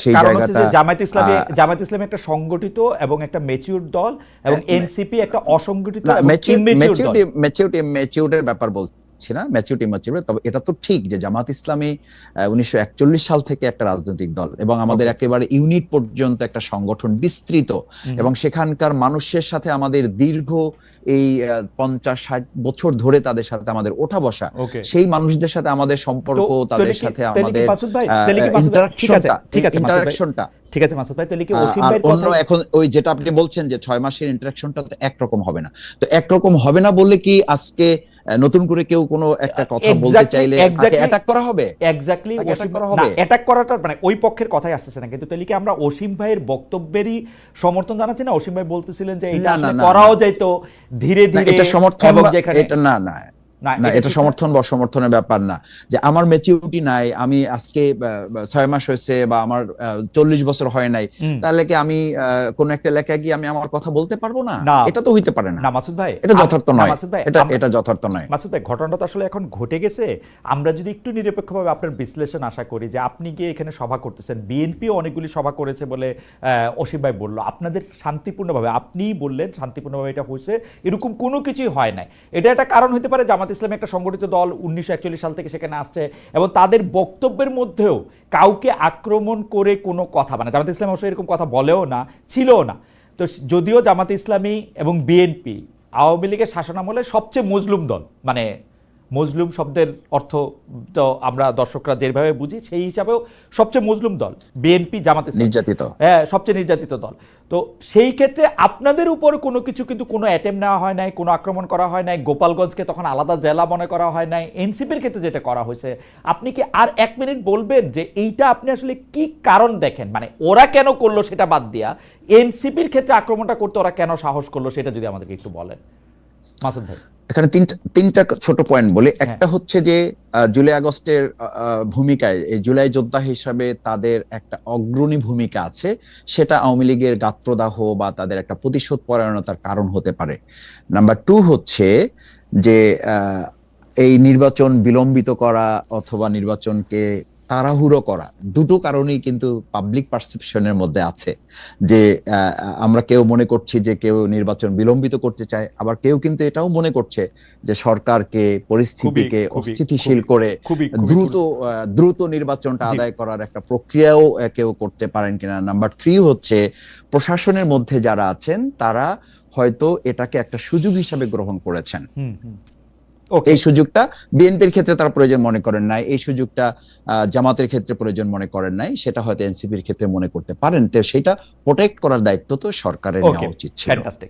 আমরা অসীম ভাই আপনার কাছে আসি, তবে আপনার কাছে আসার আগে আমরা দর্শকদের একটা প্রশ্ন করেছিলাম, আপনাদের যদি একটু সময় থাকে অসীম ভাই, যেহেতু আমরা বিভিন্ন রকম কারিগরি ত্রুটির মধ্যে এবং ঝামেলার মধ্যে ছিলাম, এবং মাসুদ ভাইয়ের কানেকশনটা পাইতেও আমাদের একটু দেরি হয়েছিল, আপনার যদি অনুমতি দেন আমরা আজকে একটু সময় 10-15 মিনিট একটু বাড়িয়ে নিতে চাই, 1 ঘন্টা সময় থেকে আপনারা যদি অনুমতি দেন। হলো পরে সব রাজনৈতিক দলকে তাদের পক্ষে বিবৃতি দিতে দেখেছি, কিন্তু ঘটনাস্থলে এনসিপিকে রক্ষা করার জন্য বা তাদের প্রতি সমর্থন হিসেবে অন্য কোনো সংগঠন এগিয়ে আসেনি। আপনি এই মন্তব্যের জন্য কতটা, মানে তার মন্তব্য আপনি কতটা সঠিক মনে করেন, যে এনসিপিকে আসলে মানে একটা বিপদে পড়তে দেখছি, ভদ্রতা করে একটা দিলাম, কিন্তু আমরা কেউ ওই কাজটা করতে চাই নাই, এইটা আপনি কতটা সঠিক মনে করেন? পাশে দাঁড়ায়নি, পাশে দাঁড়ানোর বিষয়টা আমি আপনাকে একটা কথা বলি। যখন আপনার যে ঘটনাগুলো ঘটেছে, ডিসম্যান্টেল যখন হয়ে গেছে, আক্রমণ যখন হয়েছে, স্টেজে আগুন দিয়েছে, তখন এনসিপি নেতৃবৃন্দরা আপনার পুলিশ সুপারের কার্যালয়ে অবস্থান নিয়েছে। তার মধ্য দিয়ে কিন্তু আপনার আওয়ামী লীগ বা আপনার নিষিদ্ধ ঘোষিত আওয়ামী লীগ অথবা গোপালগঞ্জের অধিবাসী যারা দাবি করেন, তাদের সঙ্গে সেনাবাহিনী এবং পুলিশ সংঘর্ষে লিপ্ত ছিল। সে সময় সেই সংঘর্ষের মাঝখানে কারো যাওয়াটা খুব একটা যুক্তিসঙ্গত বা যৌক্তিক ছিল কিনা সেটা আমি মনে করি না, বিবেচনার মধ্যে আনি না। আমি মনে করি যে আপনি নিজেকে স্বপ্রণোদিত ভাবে বিপদের মধ্যে ঠেলে দেবেন, কারণ ততক্ষণে তারা নিরাপদ আশ্রয়ে চলে গেছেন। দ্বিতীয় যেই কাজটা করেছে, বাংলাদেশ জাতীয়তাবাদী দলের পক্ষ থেকে কিন্তু মিছিল করা হয়েছে সমগ্র গোপালগঞ্জ শহর জুড়ে, তারা শহর প্রদক্ষিণ করেছেন, তারা শান্তির পক্ষে, এবং যারা আপনার এই বিশৃঙ্খলা তৈরি করেছেন তাদের বিরুদ্ধে তাহলে বাংলাদেশ জাতীয়তাবাদী দল দায়িত্বশীলতার পরিচয়টা দিয়েছেন যখন প্রয়োজন হয়েছে। অপ্রয়োজনীয়ভাবে আমি কাউকে নিজেকে বিপদগ্রস্ত করার কোনো কারণ আমি মনে করি না। সেক্ষেত্রে বাংলাদেশ জাতীয়তাবাদী দল তার অবস্থান থেকে যথার্থ দায়িত্ব পালন করেছে। সেক্ষেত্রে তাকে যদি কেউ বলেন যে দায়িত্বহীনতার আপনার অপবাদ দেওয়া হয় কিংবা বোঝা চাপানো হয়, সেটা সঠিক না। ওকে অসীম ভাই, মাসুদ ভাই যে কথাটি বললেন যে আসলে জামায়াতে ইসলামী সে সময় একাধিক অনুষ্ঠান করেছেন, সেই অনুষ্ঠানগুলি তারা শান্তিপূর্ণভাবে করতে পেরেছেন, কেন্দ্রীয় নেতাদেরও অংশগ্রহণ ছিল, আপনিও বলেছেন বিএনপি বিভিন্ন রকম অনুষ্ঠান করেছে। আপনার কাছে কি মনে হয় যে এনসিপিকে আক্রমণ এবং জামায়াতে ইসলামী এবং বিএনপিকে আক্রমণ না করা, সেইটা কি আসলে, বা সেরকম পরিস্থিতি না পড়া, সেটা কি আসলে বিএনপি বা জামায়াতে ইসলামকে সমীহ করা, নাকি আওয়ামী লীগ এখনো মনে করে এনসিপি তাদেরকে আসলে উৎখাত করেছে, বিএনপি বা জামায়াত নয়? আপনার এই শেষ কথাটাই হচ্ছে আমি আপনার সঙ্গে একমত। বাংলাদেশ জাতীয়তাবাদী দল, বাংলাদেশ জামায়াত ইসলাম, এগুলো আপনার রেজিমেন্টেড ফোর্স এই মুহূর্তে বাংলাদেশে, এটা আপনি মানেন বা না মানেন। আওয়ামী লীগ ফেসিস্ট হিসেবে 15 বছর শাসন করেছে, কিন্তু এই দলগুলোকে দমাতে পারেনি। জামায়াত ইসলামের রেজিস্ট্রেশন তারা বাতিল করেছে, কিন্তু জামায়াত ইসলামকে নিষিদ্ধ ঘোষণা করেনি। ওই সাহসটুকু বাংলাদেশ আওয়ামী লীগের ছিল না। বাংলাদেশ জাতীয়তাবাদী দলকে আপনার খালে বিলে নালায় দৌড়িয়েছে, দাবড়িয়েছে, কিন্তু বাংলাদেশ জাতীয়তাবাদী দলের নেতা কর্মীদেরকে দাবিয়ে রাখতে পারেনি আওয়ামী লীগ। তার মানে তাদের শেকড় কত গভীরে প্রথিত, এটা বাংলাদেশ আওয়ামী লীগ খুব ভালো করে জানে। এখন কথাটা হচ্ছে এনসিপির উপরে তাদের যে রোষটা, তাদের আক্রোশ যেটা, সেটা সঙ্গত কারণেই বেশি হবে। যদিও বলতেন আওয়ামী লীগ নেত্রী যে ছাত্ররা কিছু করছে না, ওই জামাত শিবির করছে। 18 সালেও আমরা দেখেছি জামাত শিবির করছে, 24 সালেও দেখেছি জামাত শিবিরই করছে। কিন্তু মূল বিষয়টা যে দেশটায়ের যে কাঠিটা জ্বালানোর দরকার ছিল খড়ের গাদায়, সেটা এনসিপি, বা তখন তো আর এনসিপি ছিল না, বৈষম্য বিরোধী ছাত্র আন্দোলনের পুরোধা যারা ছিলেন তারা সেটা করেছেন। তাদের সঙ্গে একাত্মতা ঘোষণা করেছে বড় বড় রাজনৈতিক দল, যার অংশীদার বিএনপি, জামাত, সবাই। সো তাদের অন্তরের মধ্যে দাগটা, ক্ষতটা ওই একটা জায়গাতেই, যার কারণে তাদের উপরে তাদের সবচেয়ে বেশি আক্রোশ, বিষোদ্গার, সমস্ত কিছু। দ্বিতীয়ত আমি যে কথাটা বলেছিলাম যে তারা অপেক্ষাকৃত একটা দুর্বল অবস্থানে আছে, এবং এই দুর্বলতাটা তারা নিজেদের সৃষ্ট। কিন্তু আমার যে আশা ছিল যে তারা মনে করেন যে নতুন ধারার একটা রাজনীতি, একটা নতুন রাজনৈতিক সংস্কৃতির জন্ম দেবেন, এগিয়ে যাবেন, কিন্তু রাজনৈতিকভাবে ক্ষমতার অংশীদার হয়ে, এবং পরবর্তীতে বিভিন্ন কর্মকাণ্ড, আমি খারাপ ভাবে বলছি না, এটা হয়তোবা তারা অসাবধানতা বশত অথবা না বুঝে করেছেন, যে বিভিন্ন ধরনের কর্মকাণ্ডে দেখা গেছে এনসিপি থেকে অনেকে পদত্যাগ করছেন। এনসিপির উপরে সাধারণ ছাত্র ছাত্রীদের আশা ভরসা নেই। আপনার তো ভালো লাগা উচিত, কারণ এনসিপি তো বিএনপিকেই ফলো করতেছে, তাই না? বিএনপির মতো একটা দল হইতেছে, নতুন দল হইতেছে না, নতুন বন্দোবস্তের দল হচ্ছে। দেখুন, আমি আপনাকে একটা কথা বলি, আমি প্রতিযোগিতা যখন করি, দৌড়াই যখন, তখন আমি সামনের দিকে তাকাই। আমি পেছনে আমার কে আছে আমি তাকে দেখি না, কিংবা যে আমার সামনে আছে তাকে আমি ল্যাং মারি। আচ্ছা অসীম ভাই, আমি আমার পেস নিয়ে এগিয়ে যাওয়ার চেষ্টা করব। আপনার বক্তব্য পরিষ্কার। আমি মাসুদ ভাইকে একটা মন্তব্য পড়ে শোনাই, কিন্তু আপনার কাছে আরেকটা প্রশ্ন রয়েছে। এই মন্তব্যটার প্রেক্ষিতে মাসুদ ভাই একটু আপনি যদি আমাদের জবাব দেন তাহলে আমাদের একটু ভালো হবে, কিন্তু আমরা অসীম ভাইকে আরেকটা প্রশ্ন করে আসবো আপনার প্রসঙ্গের প্রশ্নটাই। যে মাসুদ ভাই, জুনাইদ আলী নামে একজন দর্শক আপনার কাছে প্রশ্ন করেছেন, স্পেসিফিক আপনার কাছে প্রশ্ন করেছেন বলে আমি এটা আপনাকে বলছি, যে চকবাজারে হত্যা নিয়ে আপনি প্রতিবাদ করলেন, দাঁড়িপাল্লার পক্ষে ভোট চাইলেন, কিন্তু কক্সবাজারের হত্যায় চাইলেন না কেন, বা রাজনীতি করলেন না কেন? আমি আসছি আপনার কাছে মাসুদ ভাই, আমি শুধু এটি বলে রাখলাম। অসীম ভাই, মাসুদ ভাই একটি কথা বলতে চাইলেন বা বললেন আসলে সরাসরি, যে এই পুরো প্রক্রিয়াটি নির্বাচনকে বিলম্বিত করতে, প্রলম্বিত করতে বা এগিয়ে আনতেও এটা ব্যবহার করা হইতে পারে, কেউ কেউ এটা চাইতে পারে। আপনিও কি সেটা মনে করেন কিনা, যে নির্বাচনকে প্রভাবান্বিত করার কোনো চেষ্টা গোপালগঞ্জের ঘটনার অন্তর্নিহিত কারণ হিসেবে থাকতে পারে? এটা নিয়ে যদি আপনি একটু মন্তব্য করতেন। আমি টোটাল ডিস্টেবিলাইজ যত বেশি হবে তত বেশি নির্বাচন প্রলম্বিত হবে, বিলম্বিত হবে। তার কারণ হচ্ছে বাংলাদেশ জামায়াতে ইসলামের আমির শ্রদ্ধেয় ডক্টর শফিকুর রহমান সাহেব, তিনি বলেছেন যে এই ধরনের অবস্থায় কিভাবে নির্বাচন সম্ভব। ঠিক একই সুরে এনসিপির নেতৃবৃন্দরা গতকালকে বলেছেন যে নিরাপত্তা দিতে পারেন না, তাহলে মনে করেন যে নির্বাচন যখন হবেন তখন দেশের জনগণের নিরাপত্তা কিভাবে দিবেন। তার মানেটা হচ্ছে যে পরিবেশটা স্থিতিশীল না একটা নির্বাচন অনুষ্ঠানের জন্য।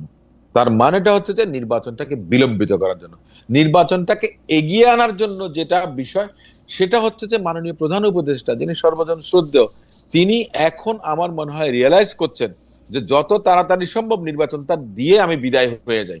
আমার যে রেপুটেশন আছে, আমার যে স্ট্যান্ডিং আছে, যে শ্রদ্ধাবোধ আছে, সেটা নিয়ে যদি আমি বিদায় হতে পারি তাহলেই বোধহয় ওনার জন্য ভালো। এই বোধোদয়টা ওনার হয়েছে। সো ফর এন্ড এগেইনস্ট দুদিকেই, আমরা তো লয়ার, তো আপনারা সাংবাদিক, আপনারাও কিন্তু মুদ্রার এপিট ওপিট দেখেন।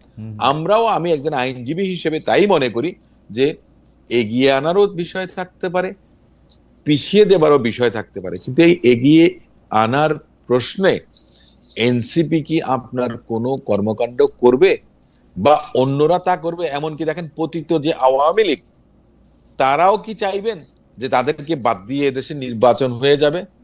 তারা তো একসময় এদেশে স্টেক হোল্ডার ছিলেন। সুতরাং আওয়ামী লীগ চায় সবকিছু একই সূত্রে গাথা। রাইট, আওয়ামী লীগ চায় ইলেকশনটা পরে হোক। আওয়ামী লীগ ইলেকশন যদি এখন হয় তাহলে তো দে আর লেফট উইথ নাথিং। রাইট। আর জামায়াত ইসলামী চায় ইলেকশন এপ্রিল মাসের মধ্যে হোক।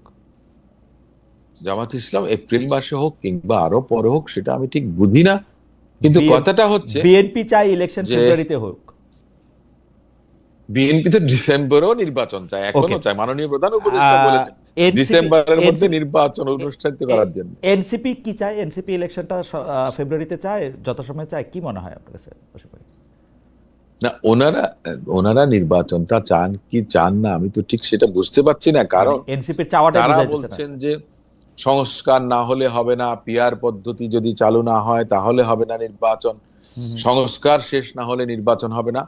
তারা এক এক সময় এক একটা কথা বলেন, কিন্তু তাদের বোঝা উচিত যে দেশটাকে এগিয়ে নেওয়ার জন্য আমি আমার দল থেকেও বলেছি যে যদি আমার দলের সঙ্গে তাদের নেগোসিয়েশন হয়, আমার দল যদি কোথাও আমাকে সংসদ সদস্য হিসেবে মনোনীত করতে চান, আমি বলবো যে ওই দলটা তাদেরকে দিয়ে দেন। ওকে, আমি এটা আরো বলেছি, আগেও বলেছি। না অসীম ভাই, আপনাকে ধন্যবাদ। আমি একটু মাসুদ ভাইকে জানতে চাই যে মাসুদ ভাই, আপনাদের কাছে একজন দর্শক স্পেসিফিকলি আপনার কাছে প্রশ্ন করতেছিলেন যে আপনি আসলে চকবাজার বা মিটফোর্ডের ঘটনা নিয়ে কথা বললেও আসলে কক্সবাজারের ঘটনাটা নিয়ে কেন কথা বলেন? আপনি যদি আমাদের একটু বলেন, আমাদের অনেকগুলি বিষয় আছে, আপনি যদি একটু খুব সংক্ষেপে বলেন। আরেকটি প্রসঙ্গ হচ্ছে যে আমাদের একজন দর্শক আমার কাছে প্রশ্ন করেছেন, দর্শকটাকে আবার হারিয়ে ফেললাম, যে গোপালগঞ্জে যেতে কি এনসিপির খালেদ মহিউদ্দিনের কাছে অনুমতি নিতে হবে? না ভাই, নিতে হবে না, আপনারা যান গোপালগঞ্জে। জি মাসুদ ভাই, আপনি বলেন। গুলো ঘটনা মুখস্থ আছে, 18 জুলাই আমাদের প্রিয় শহীদ আবু সাঈদের কথাটা কিন্তু আমাদেরকে হৃদয়ে দাগ কেটেছে। কেন কেটেছে? কেটেছে এই জন্য যেটা নির্মম, এটা অত্যন্ত ভয়ানক ছিল, বিভৎস ছিল। 16 জুলাই, সরি 16 জুলাই, দুঃখিত, 16 জুলাই। কেন এটা আমাদেরকে দাগ কেটেছে? দাগ কেটেছে, এটা বিভৎস ছিল, এটা নারকীয় ছিল, এটা অমানবিক ছিল, এটা হায়ানার একটা সিনারিও ছিল। ঠিক আপনি দেখেন যে মিটফোর্ডের ঘটনাটা তো দেশ না, আমাদের পুরো বিশ্বকে কাঁপিয়ে তুলেছে। কেন?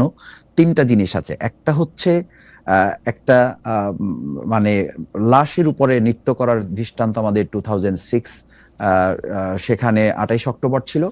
এখানে যেটা হয়েছে শুধু নৃত্য না, একটা পাথর দিয়ে মৃত ব্যক্তির তার চেহারাটাকে বিকৃত করে দেওয়া হচ্ছে। জানা গেছে যে সে মারা গেছে, তারাই নিশ্চিত হয়েছে।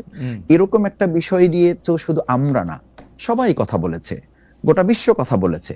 সুতরাং এটা নিয়ে কথা বলা আর কক্সবাজারে জমির বিরোধ নিয়ে ঘটনাকে কেন্দ্র করে একটা ব্যক্তি মারা যাওয়াটা নিশ্চয়ই নিন্দনীয় এবং এটা অপরাধযোগ্য। সেইটার ঘটনাটা মিটফোর্ডের সাথে তুলনা করাটা বোধহয় আমাদের কারোর জন্য যথার্থ হবে না।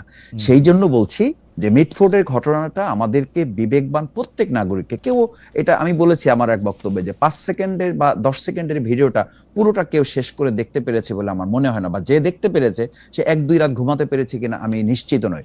সুতরাং এটা নিয়ে জামাত ইসলামী না, গোটা দেশবাসী কথা বলা প্রয়োজন মনে করেছে। তার অংশ হিসাবে জামাত ইসলামীর আমি একজন কর্মী হিসাবে আমিও জনগণের হয়ে কথা বলার চেষ্টা করেছি।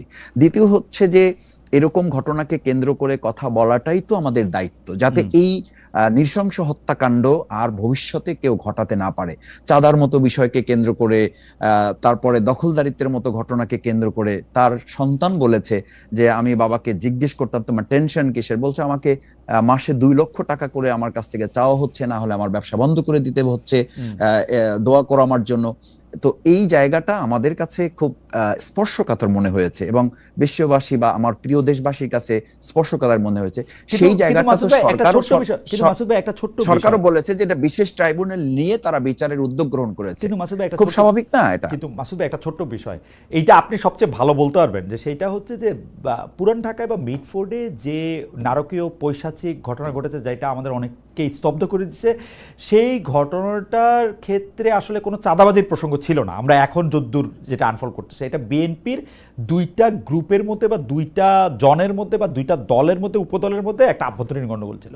এইটাকে যে চাঁদাবাজি, বিএনপি এর জন্য দায়ী, তারেক রহমানের এগেনস্টে স্লোগান, বিএনপিকে সারা বাংলাদেশের কাছে ভিলেন করে তোলা, অনেকে বলে থাকেন যে পুরো ব্যাপারটা ঠিক হোক বেঠিক হোক, এই পুরো ব্যাপারটা পরিচালনা করেছেন জনাব শফিকুল ইসলাম মাসুদ, কারণ তার বুদ্ধি বেশি, তার সাংগঠনিক দক্ষতা বেশি এবং তিনি এটা সবার আগে সামনে আনছেন। আপনি কি মনে করেন যে এটা ঠিক হয়েছে আসলে এই কাজটা এরকম করা, যে বিএনপি আপনাদের প্রতিপক্ষ সেটা ঠিক আছে, কিন্তু বিএনপিকে যে এরকম ভিলিফাই করা, এইটা ঠিক হয়েছে কিনা, মানে এটা ওয়াজ ইট? আচ্ছা দেখেন, যে মিডফোর্ডের এই ঘটনাটা তো মানে বিএনপি, আবার বলছি, জি আবার বলি খালিদ ভাই, আবার 13 তারিখে যে আমরা প্রতিবাদ সমাবেশ করেছি, বিক্ষোভ সমাবেশ করেছি, সেখানেও আমি স্টার্ট করেছি, আমার পাশে আমার সভাপতি মানে আমার আমির নুর ইসলাম বুলবুল ভাই ছিলেন, যে আপনি তো আজকে কিছুটা লিবারেল করে শুরু করেছেন, ভালো হয়েছে যে পুরো আপনার এই ইনস্ট্রাকশনটাকে কেন্দ্র করে সবাই বক্তব্য দিয়েছে। আমার আমির আমাকে বলেছেন যে আমি শুরু করেছিলাম যে আজকের আমাদের এই সমাবেশটা কোনো ব্যক্তি বা দলের বিরুদ্ধে নয়, আমাদের এই সভা বা সমাবেশটা হচ্ছে এই অমানবিকতার বিরুদ্ধে, এই নৃশংসতার বিরুদ্ধে, এই বিভৎসতার বিরুদ্ধে। এটা যদি ভবিষ্যতে আর কেউ কারোর ব্যাপারে না করেন সেই ব্যাপারে আমি কিন্তু স্টার্টিংটা একদম, আমি তো প্রোগ্রাম পরিচালনার দায়িত্ব মহানগরের সেক্রেটারি হিসাবে, সেই জায়গায় কিন্তু স্টার্টিংটা করে আমি মেসেজ দিতে চেয়েছি, যাতে এটা কেউ কোনো পরবর্তী যারা বক্তব্য দিবেন তারা যেন কোনো ব্যক্তি বা কোনো দলকে টার্গেট করে কথা বলে আমরা জিনিসটাকে যেন পলিটিসাইজ না করি। সুতরাং আমাকে যদি কেউ মনে করে যে শফিকুল ইসলাম মাসুদ এটাকে হাইলাইটস করেছে কোনো ব্যক্তি বা দলকে টার্গেট করে, এটা দুর্ভাগ্যজনক। ঠিক আছে, এটা পরিষ্কার। আমি একটু অসীম ভাইয়ের কাছে আসতে চাই। অসীম ভাই, আপনি যেহেতু একজন জুরিস্ট, আমাদের অনেক দর্শক আমাদেরকে প্রশ্ন করছেন যে গোপালগঞ্জে যে 4 জন মানুষ মারা গেছে, তাদেরকে সেনাবাহিনী গুলি করেছে না পুলিশ গুলি করেছে, এবং তাদের গুলি করাটা আসলে জরুরি ছিল কিনা, তা আমরা যাদেরকে প্রোটেকশন দেওয়ার কথা বলতেছি তাদের কারণে এই গুলি চালানোটা প্রশাসনের একটা বিশাল ব্যর্থতা হিসাবে পরিচিত হবে কিনা, এবং এই গুলি চালানোটা প্রয়োজনীয় ছিল কিনা, সেনাবাহিনী এই গুলি যদি চালিয়ে থাকে তাহলে সেই অর্ডার কে দিল? ধন্যবাদ। সেনাবাহিনী গুলি চালিয়েছে, কিন্তু সেনাবাহিনীর গুলিতে কেউ নিহত হয়েছেন কিনা সেটা আমরা কেউ জানি না। বলে একটা কথা আছে যে আপনি আমাকে একটা চর দেবেন, তাহলে আমি হয়তোবা সেটা আপনার প্রতিরোধ করার চেষ্টা করব, বা আমি আপনাকে একটা পাঞ্চ করতে পারবো, সর্বোচ্চ এইটুকু। আমি আপনাকে আগ্নেয়াস্ত্র দিয়ে হত্যা করতে পারবো না। এটা হচ্ছে যে প্রথম কথা। দ্বিতীয় কথাটা হচ্ছে বৈধ অস্ত্র কি অবৈধ অস্ত্র, সেটাও একটা বিষয় আছে। অস্ত্রটা 2009 সালের পর যদি আপনার ইস্যু হয়ে থাকে, তাহলে সে সমস্ত অস্ত্র স্বরাষ্ট্র মন্ত্রণালয় প্রজ্ঞাপন জারি করেছিল জমা দেওয়ার জন্য। হাজার হাজার অস্ত্র কিন্তু অবৈধ হয়ে গেছে, অস্ত্র অবৈধ হয়ে গেছে, কারণ জমাটা পড়েনি। যে পরিমাণ অস্ত্র আপনার 2009 সালের পর ইস্যু হয়েছে, আপনি এই প্রসঙ্গটা তুলেছেন, খুব ভালো করেছেন। আমি একটা কথা বলি, হাজার হাজার লক্ষ লক্ষ অস্ত্র এখনো অবৈধভাবে বাংলাদেশে রয়ে গেছে। কিন্তু আমাদের জন্য একটু এই আইনের বিষয়টা যদি একটু বলতেন, যে আমরা লেথাল উইপন ব্যবহার করতে গেলে কি কোনো স্পেশাল ইনস্ট্রাকশনের দরকার হয়? আমরা দেখেছি যে পুলিশ বা সেনাবাহিনী গোপালগঞ্জে লেথাল উইপন ব্যবহার করেছে একটু আগে থেকে। আইনের আপনার একটা রিজনেবল ডিফেন্স বলে একটা কথা আছে। আপনার জীবন যখন আপনি প্রাণহানির শঙ্কা করেন আপনার, তাহলে সেক্ষেত্রে আপনি প্রাণহানিও ঘটাতে পারেন। ওকে, এটাও কিন্তু আছে। এখন কথাটা হচ্ছে কয়েকদিন আগে আমরা দেখলাম যে সাবেক প্রধানমন্ত্রী শেখ হাসিনা বিবিসির লেথাল উইপন ইউজ করতে বলতেছেন, সেটা কি প্রধানমন্ত্রীর তরফ থেকে বলতে হয়? প্রধানমন্ত্রীর তরফ থেকে বলতে হয় নাকি এমনি এমনি যখন আক্রান্ত তখনই করতে পারে এটা? না না, উনি বলেছেন যেখানেই দেখবা সেইখানেই মারবা। আচ্ছা, ওটা ছিল ওনার সার্ভাইভাল অফ দ্য ফিটেস্ট। ওটা আপনার ডিফেন্সের কোনো বিষয় ছিল না, ওইটা ডিফেন্সের বিষয় ওটা ছিল, আপনার অ্যাট্রোসিটি ছিল। ওটা একটা অ্যাট্রোসিটি ছিল। উনি যে অর্ডারটা দিয়েছেন ওটা অ্যাট্রোসিটি। ওনার আর গতকাল গোপালগঞ্জেরটা না, দেখেন গোপালগঞ্জের বিষয়টা তো আপনারা আপনাদের সংবাদ মাধ্যমের মধ্য দিয়েই কিন্তু আপনারা লাইভ করেছেন অনেকে, আমরা সেখানে দেখেছি আগ্নেয়াস্ত্র হাতে যারা এসছেন। এনসিপি তো আমি একটা কথা বলি, এনসিপির কিন্তু রাইট আছে, তাদের লফুল যে অধিকারটা যেটা সেটা তাদের আছে, যে কোনো জায়গায় তারা সমাবেশ করতে পারবে। কথাটা হচ্ছে যে সময় উপযোগী কিনা বা অ্যাভয়েড করতে পারতাম কিনা, কিংবা রাষ্ট্র আগে তাদের সিকিউরিটি এনশিওর করতে পারত। না না অসীম ভাই, আমি যে জায়গাটা বুঝতে চাইতেছি সেই জায়গাটা হইতেছে যে এই যে গোপালগঞ্জে অবৈধ অস্ত্র আমি দেখতে পাচ্ছি, তখন যে আমি লিথাল উইপন ইউজ করলাম, শুট টু কিল করলাম, সেইটার ক্ষেত্রে সরকারের মানে যে তিনজন খুব বসে থেকে সেগুলি মনিটর করতেছেন, 3 উপদেষ্টা নাকি ডক্টর মোহাম্মদ ইউনূস, তারা এই অর্ডারটা দিয়েছিলেন না তারা নিজের থেকে করেছেন? আপনার কাছে কি মনে হয়? আমরা তো জানি না, এটা তো মনে করেন যে অর্ডারটা কি দেয়া লাগে? দেয়া তো লাগে না, দেয়া তো লাগে না। আমি দেয়া না, এই ক্ষেত্রে দেয়া লাগে না। আর্মির উপরে ম্যাজিস্ট্রেসি পাওয়ার আছে, এমনকি পুলিশ, আমিও পারি। আমার যদি বৈধ অস্ত্র থাকে, আমাকে যদি কেউ অবৈধ অস্ত্র নিয়ে গুলি বর্ষণ করে, আমি নিঃসন্দেহ আমার আগ্নেয়াস্ত্র চালানোর জন্য তাহলে আমি কি জন্য লাইসেন্স দিলাম? ঠিক আছে, তাহলে আমি প্রশ্নটা ইনকাম ট্যাক্স কেন দিব? তাহলে প্রশ্নটা অবশ্যই আমি একটু উল্টা জায়গা থেকে করি। সেইটা হচ্ছে আর্মি গুলি করতেছে, লোক মারা যেতেছে, অনেক না, 4 জন 3 জন, কেউ বলে থাকেন যে আরো 2-1 জন বেশি হয়তো আহত হয়ে থাকতে পারেন। সেই ক্ষেত্রে উপদেষ্টারা যখন তারা এটা দেখতেছিলেন তখন তারা মনে করছেন যে কাজটা ঠিকই আছে, মানে তারা তো এটা বন্ধ করতে বলেন নাই। দেখেন, কারো তো বলার দরকার না যে বন্ধ করেন কিংবা কন্টিনিউ করেন। তাহলে তো 3 জন বা 4 জন, তারা মনিটরিং করে কি করতে পারে? তাহলে তারা মনিটরিং করে কি করতে 300 বা 400 হতে পারে। রাইট, তারা মনিটরিংটা কি করতেছিলেন?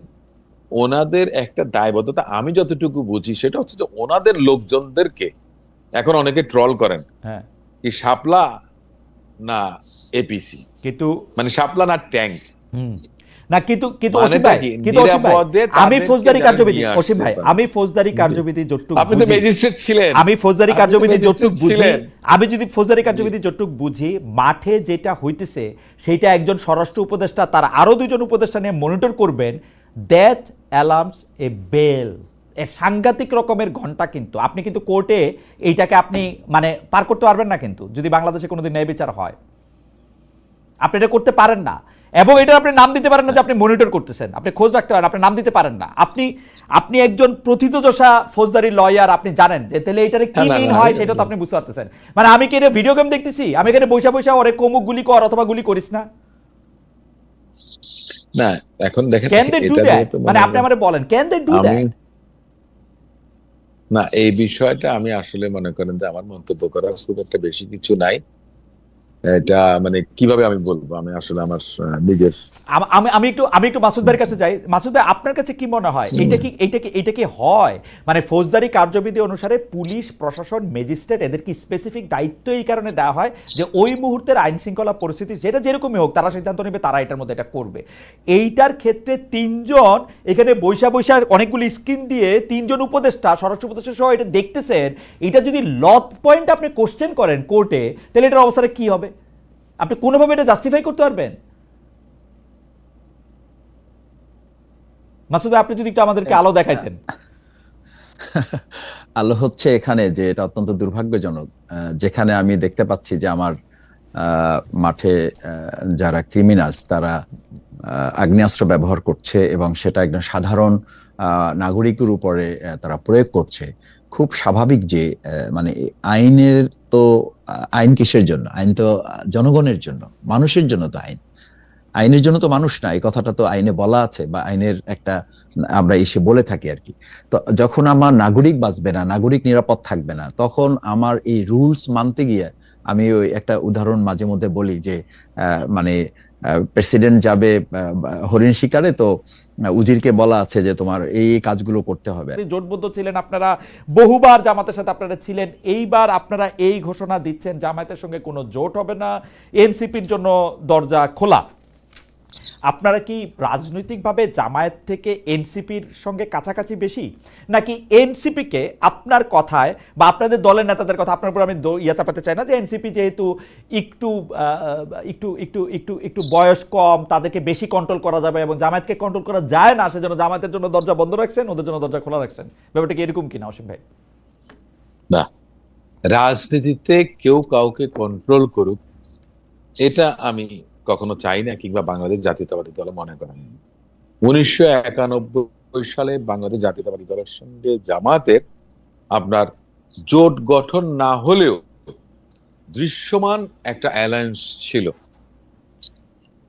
আবার 1996 সালে বাংলাদেশ জামাত ইসলাম আওয়ামী লীগের সঙ্গে আন্দোলন করেছে বিএনপির বিরুদ্ধে তত্ত্বাবধায়ক সরকারের ইস্যুতে। আবার 2001 সালে জোট হয়েছে, 4 দলীয় জোট হয়েছে, আন্দোলন একসঙ্গে হয়েছে, যুগপৎ আন্দোলন হয়েছে, জোটের আন্দোলন হয়েছে, একটা পর্যায়ে এসে মনে করেন যে একটা দূরত্ব তৈরি হয়েছে, কিন্তু আন্দোলনটা একই ইস্যুতে হয়েছে, প্ল্যাটফর্ম হয়তো বা ভিন্ন ছিল। রাজনীতিতে শেষ কোনো কথা নেই, শেষ বলে কোনো কথা নেই। এনসিপির সঙ্গে যে কথাটা বলা হয়েছে, তারা যে অপেক্ষাকৃত তরুণ, সে কারণে হয়তোবা তাদের ওই যে বললাম যে তারা ঝরে পড়ুক, এটা তো আমি চাই না। তাদেরকে আমার ধরে রাখতে হবে, তাদেরকে বাঁচিয়ে রাখতে হবে। তাদের মধ্যে অনেক সম্ভাবনার আপনার আছে, আমি বলবো যে সম্ভাবনার দ্বার তাদের মধ্য দিয়ে উন্মোচন হতে পারে। জামাতের মধ্যে সে কারণে হয়তো না, আমি আপনাকে দেখেন, আমি একটা কথা বলি, ক্ষমতায় তো মানে জনগণ চাইলে তো জামাতকেও ক্ষমতায় আনতে পারে, বিএনপিকেও আনতে পারে, কথার কথা বলছি। সম্ভাবনা প্রত্যেকটা জায়গায় আছে, সরকারি দল বলেন, বিরোধী দল বলেন, যেই হোক না কেন, সম্ভাবনাটা প্রত্যেকটা জায়গায়, কারণ সরকার এবং বিরোধী দল বাদে তো আর সংসদ হবে না। তো সম্ভাবনার তো চূড়ান্ত জায়গাটাই হচ্ছে মনে করেন যে একটা নির্বাচনের মধ্যে দিয়ে একটা সংসদ, যেখানে মনে করেন যে বিরোধী দল থাকবে, কিন্তু কেউ বিরোধী দলে চলে গেলে তার সম্ভাবনা শেষ, এটা তো আমি মনে করি না। এটাকে নিয়েই তো আমাদের একটাই, আমি একটা ইস্যু শুধু টানবো। আপনি জনাব শফিকুল ইসলাম মাসুদ সাহেবকে জিজ্ঞেস করেছিলেন যে আপনি একটা প্রতিবাদ জানিয়েছেন, সোচ্চার ছিলেন, আবার কক্সবাজারের ঘটনায় কেন ছিলেন না? আমি শুধু এই জায়গাতে একটু বলি যে ওই পরিবারের পক্ষ থেকে বলা হয়েছে যে 3 জন মানুষ দায়ী, তাদের নাম তাদের পরিবার থেকে বলা হয়েছিল, যে তার মামাকে ডেকে নিয়ে গেছিলেন তাকে আসামি করা হয়নি, এবং যে দুজনের সঙ্গে ব্যবসায়িক দ্বন্দ্ব, তারা কিন্তু এই ঘটনাগুলি ঘটাননি, অন্যরা ঘটিয়েছেন, অথচ তাদেরকে পুলিশ আসামি করেনি কিংবা তাদেরকে গ্রেফতার করা হয়নি। বাংলাদেশ জাতীয়তাবাদী যুব দলের 2 জন নেতাকে প্রথমে গ্রেফতার করেছেন, যাদের সঙ্গে এই অপরাধের কোনো সংশ্লিষ্টতা নেই, যেটা ভিডিও ফুটেজে এসছে। সো আমরা ইনস্ট্যান্টলি আমাদের একটা প্রবলেমটা হয় কি, আমরা রিয়াকশনটা দেখিয়ে ফেলি কিংবা কাউকে এক্সপোজ করি, এবং সেই এক্সপোজ করতে গিয়ে আমি বিগত 15 বছরে শহীদ রাষ্ট্রপতি জিয়াউর রহমান কিংবা তারেক রহমানকে নিয়ে রাজনৈতিক চরিত্র হনন, ক্যারেক্টার অ্যাসাসিনেশন হয়েছিল পলিটিক্যালি, না, কিন্তু মানে আপনি বিএনপির বড় নেতা, আপনি খালি বিএনপির মতোই কথা কইতেছেন। আপনি যে বলতেছেন যে এইটা চরিত্র হরণ, গালাগালি, জামায়াতে ইসলামীকে নিয়ে বিএনপি এতদিনের একসঙ্গের জোট সঙ্গী তাদেরকে কি না কি বলছে। ধরেন একজন মুসলমান হিসাবে সবচেয়ে বড় গালি হচ্ছে মুনাফেক, তো প্রথম গালিটা তো রিজভি বেনাকে জানি মুনাফেক দিয়ে শুরু করছে না? দেখেন, প্রত্যেকটা টার্মের কিন্তু একটা ভেরাসিটি থাকে, না আমি ওই কথাটাই বলছি। দেখেন এই কথাটাই আমি বলছি যে কাউয়া কাউয়া কাউয়ার পরে যে ওয়ার্ডটা এসছে স্ল্যাং হিসেবে এসছে, খুব বাজে। কার বিরুদ্ধে এসছে? যে এই মানুষটা 15-16 বছর নির্যাতনের শিকার, মজলুমদের প্রথম সারির জামাত ইসলামী করছে না এনসিপি করছে? আপনারা কি কাউকে পাইছেন? আমি বলছি, দেখেন আপনি এই পরিস্থিতি তৈরি করে দিয়েছেন, এটা তো আওয়ামী লীগও করে থাকে। আমি আপনাকে বলি না, এই কারণে আমি বলছি সেটা আওয়ামী লীগও করে থাকতে পারে, অন্য যে কেউ করে থাকতে পারে, কিন্তু সেটাকে আপনার প্রোটেস্ট করার দায়িত্বটা তাহলে কাদের? আচ্ছা, যে রাজনীতি যারা মনে করেন যে ফেসিস্টের বিরুদ্ধে যারা রাজনীতিটা করেছে, তাদের তাহলে এই বিষয়টা আসা উচিত ছিল, তাদের থেকে আসা উচিত ছিল। কিন্তু তারা কি করেছেন? উস্কে দিয়েছেন সুবিধাটা নেয়ার জন্য। আপনি এই কাজটা করে দেখেন, খালেদ ভাই, আমি আপনাকে 2টা গালি দিয়ে, কিন্তু খালেদ মহিউদ্দিন যে জায়গায় চলে গেছে খালেদ মহিউদ্দিনকে টেনে নামাতে পারবো না, আপনি আমাকে টেনে নামাতে পারবেন না। বিএনপি আমার যদি এমপি নমিনেশন নাও দেয়, আমি মনে করেন যে উকিল, আমি উকিল হিসেবে আমি আছি। না না, সেটা অসুবিধা নাই, সেটা অসুবিধা নাই। টেনে নামানোর সুযোগ নাই। শফিকুল ইসলাম মাসুদকে কেউ টেনে নামাতে পারবেন না। যে জায়গায় চলে গেছেন সে জায়গাতে থাকবেন, প্রয়োজনে বরং উপরের দিকে যাবেন। আচ্ছা, কিছু কিছু বিষয় থাকে বাস্তব, যেটা মানতেই হবে। অসীম ভাই, ইউনিভার্সিটিতে আমরা মানে আমি আপনাকে দেখছি, যদিও আলাদা দল করতাম কিন্তু, এবং প্রতিপক্ষের ভূমিকাও ছিলাম, কিন্তু আপনাকে দেখা হয়েছে। শফিকুল ইসলাম মাসুদ ভাইরে বেশি দেখি নাই। মাসুদ ভাই বোধহয় আমাদের চেয়ে একটু বয়সে ছোট হবেন, কিন্তু আমাদের দর্শকরা একটি প্রশ্ন করেছেন, উনি তো ডাক্তার মানুষ, জি জি জি, আমাদের থেকে বেশি ব্রেইনি ছিলেন। না অবশ্যই অবশ্যই অবশ্যই, সেইটা তো। কিন্তু মাসুদ ভাইকে নিয়ে আমাদের দর্শকের অনেক প্রশ্ন। একটা পয়রা শোনাই অসীম ভাই, তাহলে বুঝবেন মাসুদ ভাই এটা যদি একটু রেসপন্ড করতেন। আমাদের একজন দর্শক রানা আহমেদ, উনি ছাড়াও আরো বেশ কয়েকজন প্রায় একই ধরনের মেসেজ পাঠিয়েছেন। আমি একটা পড়ে শোনাই। রানা আহমেদ, তিনি বলছেন, ডক্টর শফিকুল ইসলাম মাসুদ বলেছিলেন রাজশাহী বিশ্ববিদ্যালয় শেরেবাংলা হলে আমাদের যে অস্ত্র আছে তাই দিয়ে পুরো প্রশাসনকে এক সপ্তাহ চ্যালেঞ্জ করতে পারবো। এটার ব্যাখ্যা দিতে বলেন, অস্ত্র দিয়ে কি করে? শফিকুল মাসুদ ভাই, আপনি এটা বলছিলেন নাকি? আসলে এত অস্ত্র আছে আপনার? আমাদের ওই যে একটা খারাপ শব্দ আর কি, সিনেমায় বলা হয় না, কাটপিস ব্যবহার করা হয়। এটা হচ্ছে একটা কাটপিস ভিডিও। এটা অনেক আগে, আমি এটা 2006-এ নরসিংদীতে একটা বক্তব্য রেখেছিলাম। নরসিংদীর বক্তব্যটা, পুরো বক্তব্যটা মানে আমার জীবনে বলা যায় যে প্রথম যে বক্তব্যটা ভাইরাল হয়, ভাইরাল মানে যেটা বেশি শুনে লোকেরা, সেটা হচ্ছে আমার নরসিংদীর 2006-এর এই বক্তব্যটা। আমি তখন শিবিরের কেন্দ্রীয় সভাপতি ছিলাম। ওখানে একটা কৃতি ছাত্র সংবর্ধনা, কৃতি শিক্ষার্থী সংবর্ধনা, আমি সেখানে বলেছিলাম যে ছাত্রমৈত্রী অংশটুকু কেটে দিয়েছে।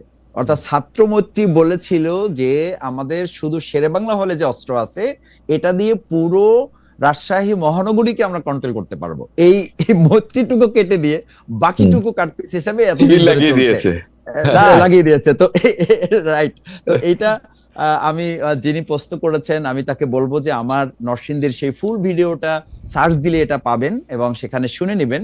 এটা বেসিক্যালি আমি তখন বলেছিলাম যে ছাত্রমৈত্রী আমাদের বিরুদ্ধে মাইকিং করে ডিক্লার করেছিল যে আমরা শুধু শিবির জামাত না, টোটাল প্রশাসনকে আমরা চ্যালেঞ্জ করার মতো ক্যাপাসিটি রাখি এবং এত তারিখ এতটার সময় ছাত্র শিবিরকে নির্মূল করার জন্য আমরা আসতেছি, যদি পারি তারা যেন আমাদেরকে ফেস করে। মাসুদ ভাই, দিস ইজ মেসেজ।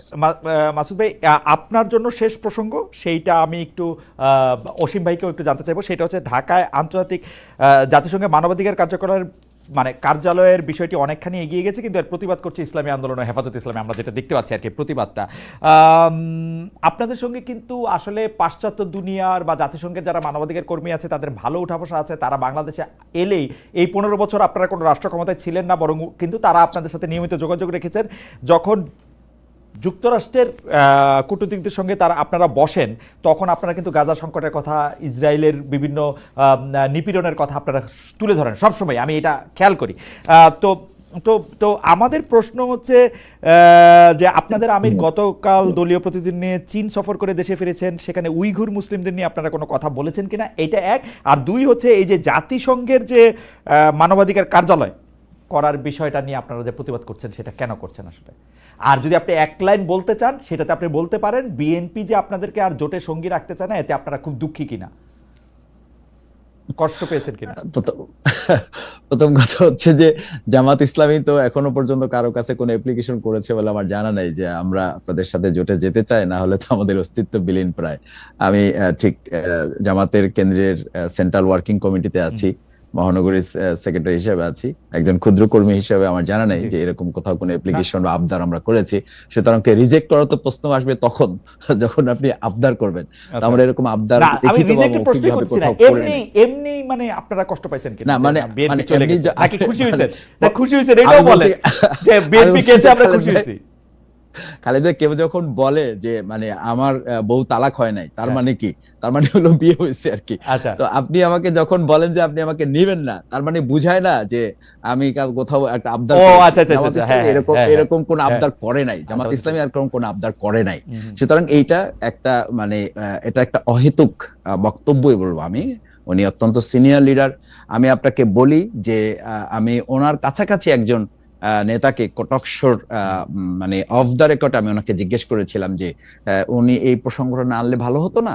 আমি নাম বলছি না, উনি উনি খুব বিরক্তির সাথে বলেছেন যে মাসুদ ভাই এগুলো ঠিক জানি না যে আমরা জাতীয় রাজনীতিতে কখন কোন কথাটা কি জন্য বলতে হবে, এবং আমরা যখন একটা জাতীয় রূপরেখা নিয়ে কাজ করছি তখন এটা খুবই উদ্ভট একটা কথা, এই শব্দটাই তিনি ব্যবহার করেছেন। আমি ব্যক্তিগতভাবে আপনি জানতে চাইলে আপনাকে আমি জানাবো। সো এটা একেবারে অপ্রাসঙ্গিক একটা বিষয়। আপনি কোন একটা দলের ব্যাপারে কথা বলবেন, আমার মনে হয় এটা পরিষ্কার, সেই জায়গাটা আমাদের বোধহয় সতর্ক হওয়া দরকার। আমরা যারা জাতীয় রাজনীতিতে কাজ করি, আমাদের কথা বলা, আমাদের কোনো জনগণের কোনো প্রেজেন্টেশন, কোনো অ্যাপ্রোচ, এগুলোর ব্যাপারে আমি দুর্বল মানুষ, আমি মনে করি যে আমি সহ আমাদের সবাইকে সতর্কতা দরকার, যাতে করে রাজনৈতিক বিভেদগুলো না তৈরি হয়ে আমাদের মধ্যে একটা ঐক্য নির্মিত হয়। কারণ জুলাই, আপনি যে আজকে শিরোনাম দিয়েছেন, জুলাই আছে ঐক্য নাই, কিন্তু আমি মনে করি যে আমাদের এখনো হাতে হাত রেখে কাজ করার প্র্যাকটিস আছে। আমাদের এখনো ঐক্যমত কমিশনে ঘন্টার পর ঘন্টা বসে আলোচনা হচ্ছে। এটা বাংলাদেশের ইতিহাসে ভবিষ্যতে আর কখনো আবার হবে কিনা এটা নিয়ে আমি সন্দিহান, বাট এখন হচ্ছে। এরপরে আপনি গতকালকে এরকম টান উত্তেজনার মধ্যে, যখন উত্তেজনা বলতে আমি বুঝাচ্ছি যে কিছু বাকযুদ্ধ আমাদের চলছে, এবং এটা আপনারাও বলেন আমরাও বলি যে ইট ইস এ বিউটি অফ ডেমোক্রেসি, এটা আমাদের গণতন্ত্রের সৌন্দর্য। সেই জায়গায় ছাত্রদল, ছাত্র শিবির, ঢাকা বিশ্ববিদ্যালয় পাশাপাশি রোডে এক সময় একই ইসে তাদের মিছিল চলেছে। আলহামদুলিল্লাহ সেখানে তো কোনো ধরনের সমস্যা হয়নি। সুতরাং এটা আমাদের মতের ভিন্নতার জন্যই তো আমরা এই আন্দোলন সংগ্রাম করে এরকম একটা সুন্দর পরিবেশে নিয়ে আসছি। তো সেই জায়গাটা আমার মনে হয় যে আপনি যেটা শিরোনাম করেছেন, আমার বক্তব্য হচ্ছে জুলাইও আছে, ঐক্য আছে। ঐক্যটার কথা কখন আসে? যখন অনৈক্যের কোশ্চেন আসে। সেই অনৈক্যের কোশ্চেন থাকলেই তো ঐক্যের ব্যাপারটা আমার কাছে আরো বেশি প্রয়োজনীয় হয়। সেই প্রয়োজনীয় জায়গাটা আমরা অ্যানালাইসিস করছি, এবং সেই জায়গাটা আমার মধ্যে আরো সামনের দিকে দৃঢ় হচ্ছে, এবং এটাতে আমার মনে হয় না যে আমরা খুব বড় ধরনের দূরত্বে চলে যাচ্ছি। আমরা দূরত্বে চলে যাচ্ছি না। মাসুদ ভাই, আমাদের আর বেশি সময় নেই। আপনি যদি জাতিসংঘের মানবাধিকার কার্যালয় করার প্রসঙ্গটা, আর আপনারা চীনে যখন সফর করতে গেলেন তখন উইঘুর মুসলিমদের কথা আপনারা বলেছিলেন কিনা, আপনাদের প্রতিবাদ সিলেক্টিভ কিনা, মানে আমেরিকা থাকলে আপনারা গাজার কথা বলবেন বা না, আমাদের প্রতিবাদ সিলেক্টিভ না। চায়না সফর অত্যন্ত ফলপ্রসূ হয়েছে। আমির জামাত সেখানে ব্রিফ করেছেন, এবং যাওয়ার সময় করেছেন, আসার পরেও করেছেন, এবং এটা সেখানে দুই সময়ই, অর্থাৎ তাকে বিদায় দেওয়ার সময়ও চায়নার অ্যাম্বাসেডর তিনি ছিলেন, এবং আসার সময় তাকে রিসিভ করেছেন চায়নার অ্যাম্বাসেডর। তিনি নিজেও কথা বলেছেন, সেখানে দ্বিপাক্ষিক আলোচনা হয়েছে, বাংলাদেশের স্বার্থ নিয়ে কথা হয়েছে, মুসলমানদের ইতিহাস ঐতিহ্যগুলো নিয়ে কথা বলা হয়েছে। চায়নার সরকারও আমাদেরকে সেখানে ব্যবসা বাণিজ্য, অর্থনীতি এবং পররাষ্ট্রনীতির যে ঐতিহ্যগত কিছু বিষয় তাদের আছে, হিস্ট্রিক্যাল কিছু বিষয় তাদের আছে, সেই ট্র্যাডিশনাল কিছু বিষয় আছে, সেগুলো আমাদেরকে তারা দেখানোর চেষ্টা করেছেন, এবং পারস্পরিক সমঝোতা এবং পারস্পরিক বন্ধুত্ব তৈরির জায়গাটা আরো কিভাবে মজবুত করা যায় সেটা তুলে ধরেছেন। আর মানবাধিকার, আন্তর্জাতিক মানবাধিকার সংস্থার পক্ষ থেকে যে এখানে বিষয়টা আসছে, এই বিষয়ে আমরা এখন পর্যন্ত অফিসিয়ালি কোনো বিষয় এখন পর্যন্ত সামনে আমরা নিয়ে আসি নাই।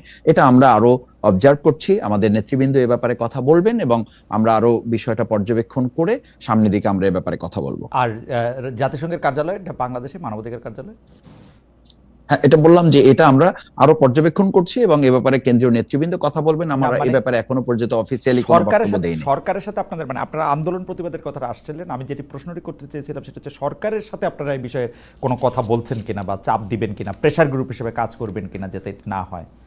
এটা আমরা আরেকটু পর্যবেক্ষণ করে জানাবো। ওকে, আপনাকে অনেক ধন্যবাদ মাসুদ ভাই। আমি শেষ প্রসঙ্গে একটু অসীম ভাই আপনার কাছে আসতে চাই। ব্যারিস্টার নাসিরউদ্দিন অসীম, আপনি যেহেতু মানে কি বলবো যে আপনার সাথে আপনাকে বিভিন্ন বিষয়ে প্রশ্ন করা আমার জন্য খুবই আনন্দদায়ক, কারণ আমি আপনাকে লক্ষ্য করি, যেমন ধরেন আপনি রাজনৈতিক ব্যস্ততার কারণে আইন পেশা ক্ষতিগ্রস্ত হচ্ছে এমন কারণ দেখি আপনি 6 বছর আগে একবার রাজনীতি থেকে অপশন নিতে পারেন এমন ঘোষণা ফেসবুকে দিয়েছিলেন। কিন্তু এখন আদালতের অঙ্গনের কেউ, কিন্তু আমি আবার বর্তমানে ফিরে আসি, আদালত অঙ্গনের কেউ এখন এমন অভিযোগ করছেন যে কে কার মামলা পরিচালনা করবে, আদালতকে পরিচালিত হবে, এসব ক্ষেত্রে বিএনপি প্রতি আইনজীবীদের ব্যাপক হস্তক্ষেপ দেখা যাচ্ছে। এমনকি গত 15 বছরে নিয়োগ পাওয়া বিচারকেরা পর্যন্ত নাকি মানসিকভাবে আপনাদের ভয় পাচ্ছে। আপনারা কি 17 বছরের ক্ষতি, মানে আইন যেহেতু একটা ব্যবসা পেশা, 17 বছরের ক্ষতি সুদে আসলে উঠিয়ে নিতে সক্রিয় হয়ে উঠছেন কিনা? আমার শেষ প্রশ্ন। আমি অন্য কারো বিষয়টা তো জানি না, তবে আমার বিষয় নিয়ে কারো কোনো অভিযোগ আছে বলে আমি মনে করি না। তার কারণটা হচ্ছে যে আমি 17 বছর আগেও যেমন ছিলাম এখনো তাই আছে। আমার কোনো পরিবর্তন পরিবর্তন হয়নি, কোনো পরিবর্তন হয়নি, কিংবা পরিমার্জন করার মতো অবস্থা তৈরি হয়নি। আমি আইনজীবী হিসেবে ছিলাম। এখন দ্বিতীয় যে কথাটা, আপনার যে বিচারকরা কেন আপনার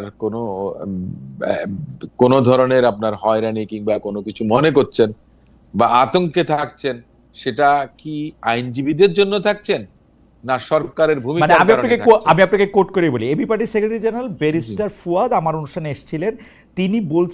তিনি বলতেছেন যেসব বিচারক আগের রেজিমে নিয়োগ পাওয়া, তারা এক ধরনের মানসিক চাপ থেকে রায় দিতে বাধ্য হচ্ছেন এখনো। আমি যেহেতু বাংলাদেশের আইন আদালত অঙ্গনের কার্যক্রমগুলি একটু ফলো করার চেষ্টা করি, আমি দেখি বিএনপির লয়াররা দাঁড়াইলেই রিলিফ পাচ্ছেন, তারা খুব কম হারতেছেন। সরকার তো হারিয়ে এটা আমার বক্তব্য, আমি বিএনপির লয়ারদের কম হারতে দেখতেছি। এটা আপনার না, শুধু এটা যদি উনিও বলে থাকেন তাহলে এটা বেঠিক। উনি যদি কোর্টে আসেন তাহলে উনি বুঝতে পারবেন, কারণ উনি তো আপনার এবি পার্টির জেনারেল সেক্রেটারি, তাই না? উনি ব্যারিস্টার ফুয়াদ আব্দুল্লাহ। উনি আসলে তো তাহলে উনি পান কিনা আমি একটু দেখি রিলিফ পেলে। সবার আগে সবচেয়ে বেশি স্পষ্টবাদী এবং উনি তো একেবারে ছাঁচা ছোলা কথা বলেন। উনি মানে দুই দিকে ওনার, এই দিকেও ধার এই দিকেও ধার। কিন্তু আগের আমলে নিয়োগ পাওয়া লোকরা তো ভয় পায় আপনাদের। না না না না না, এটা ঠিক না।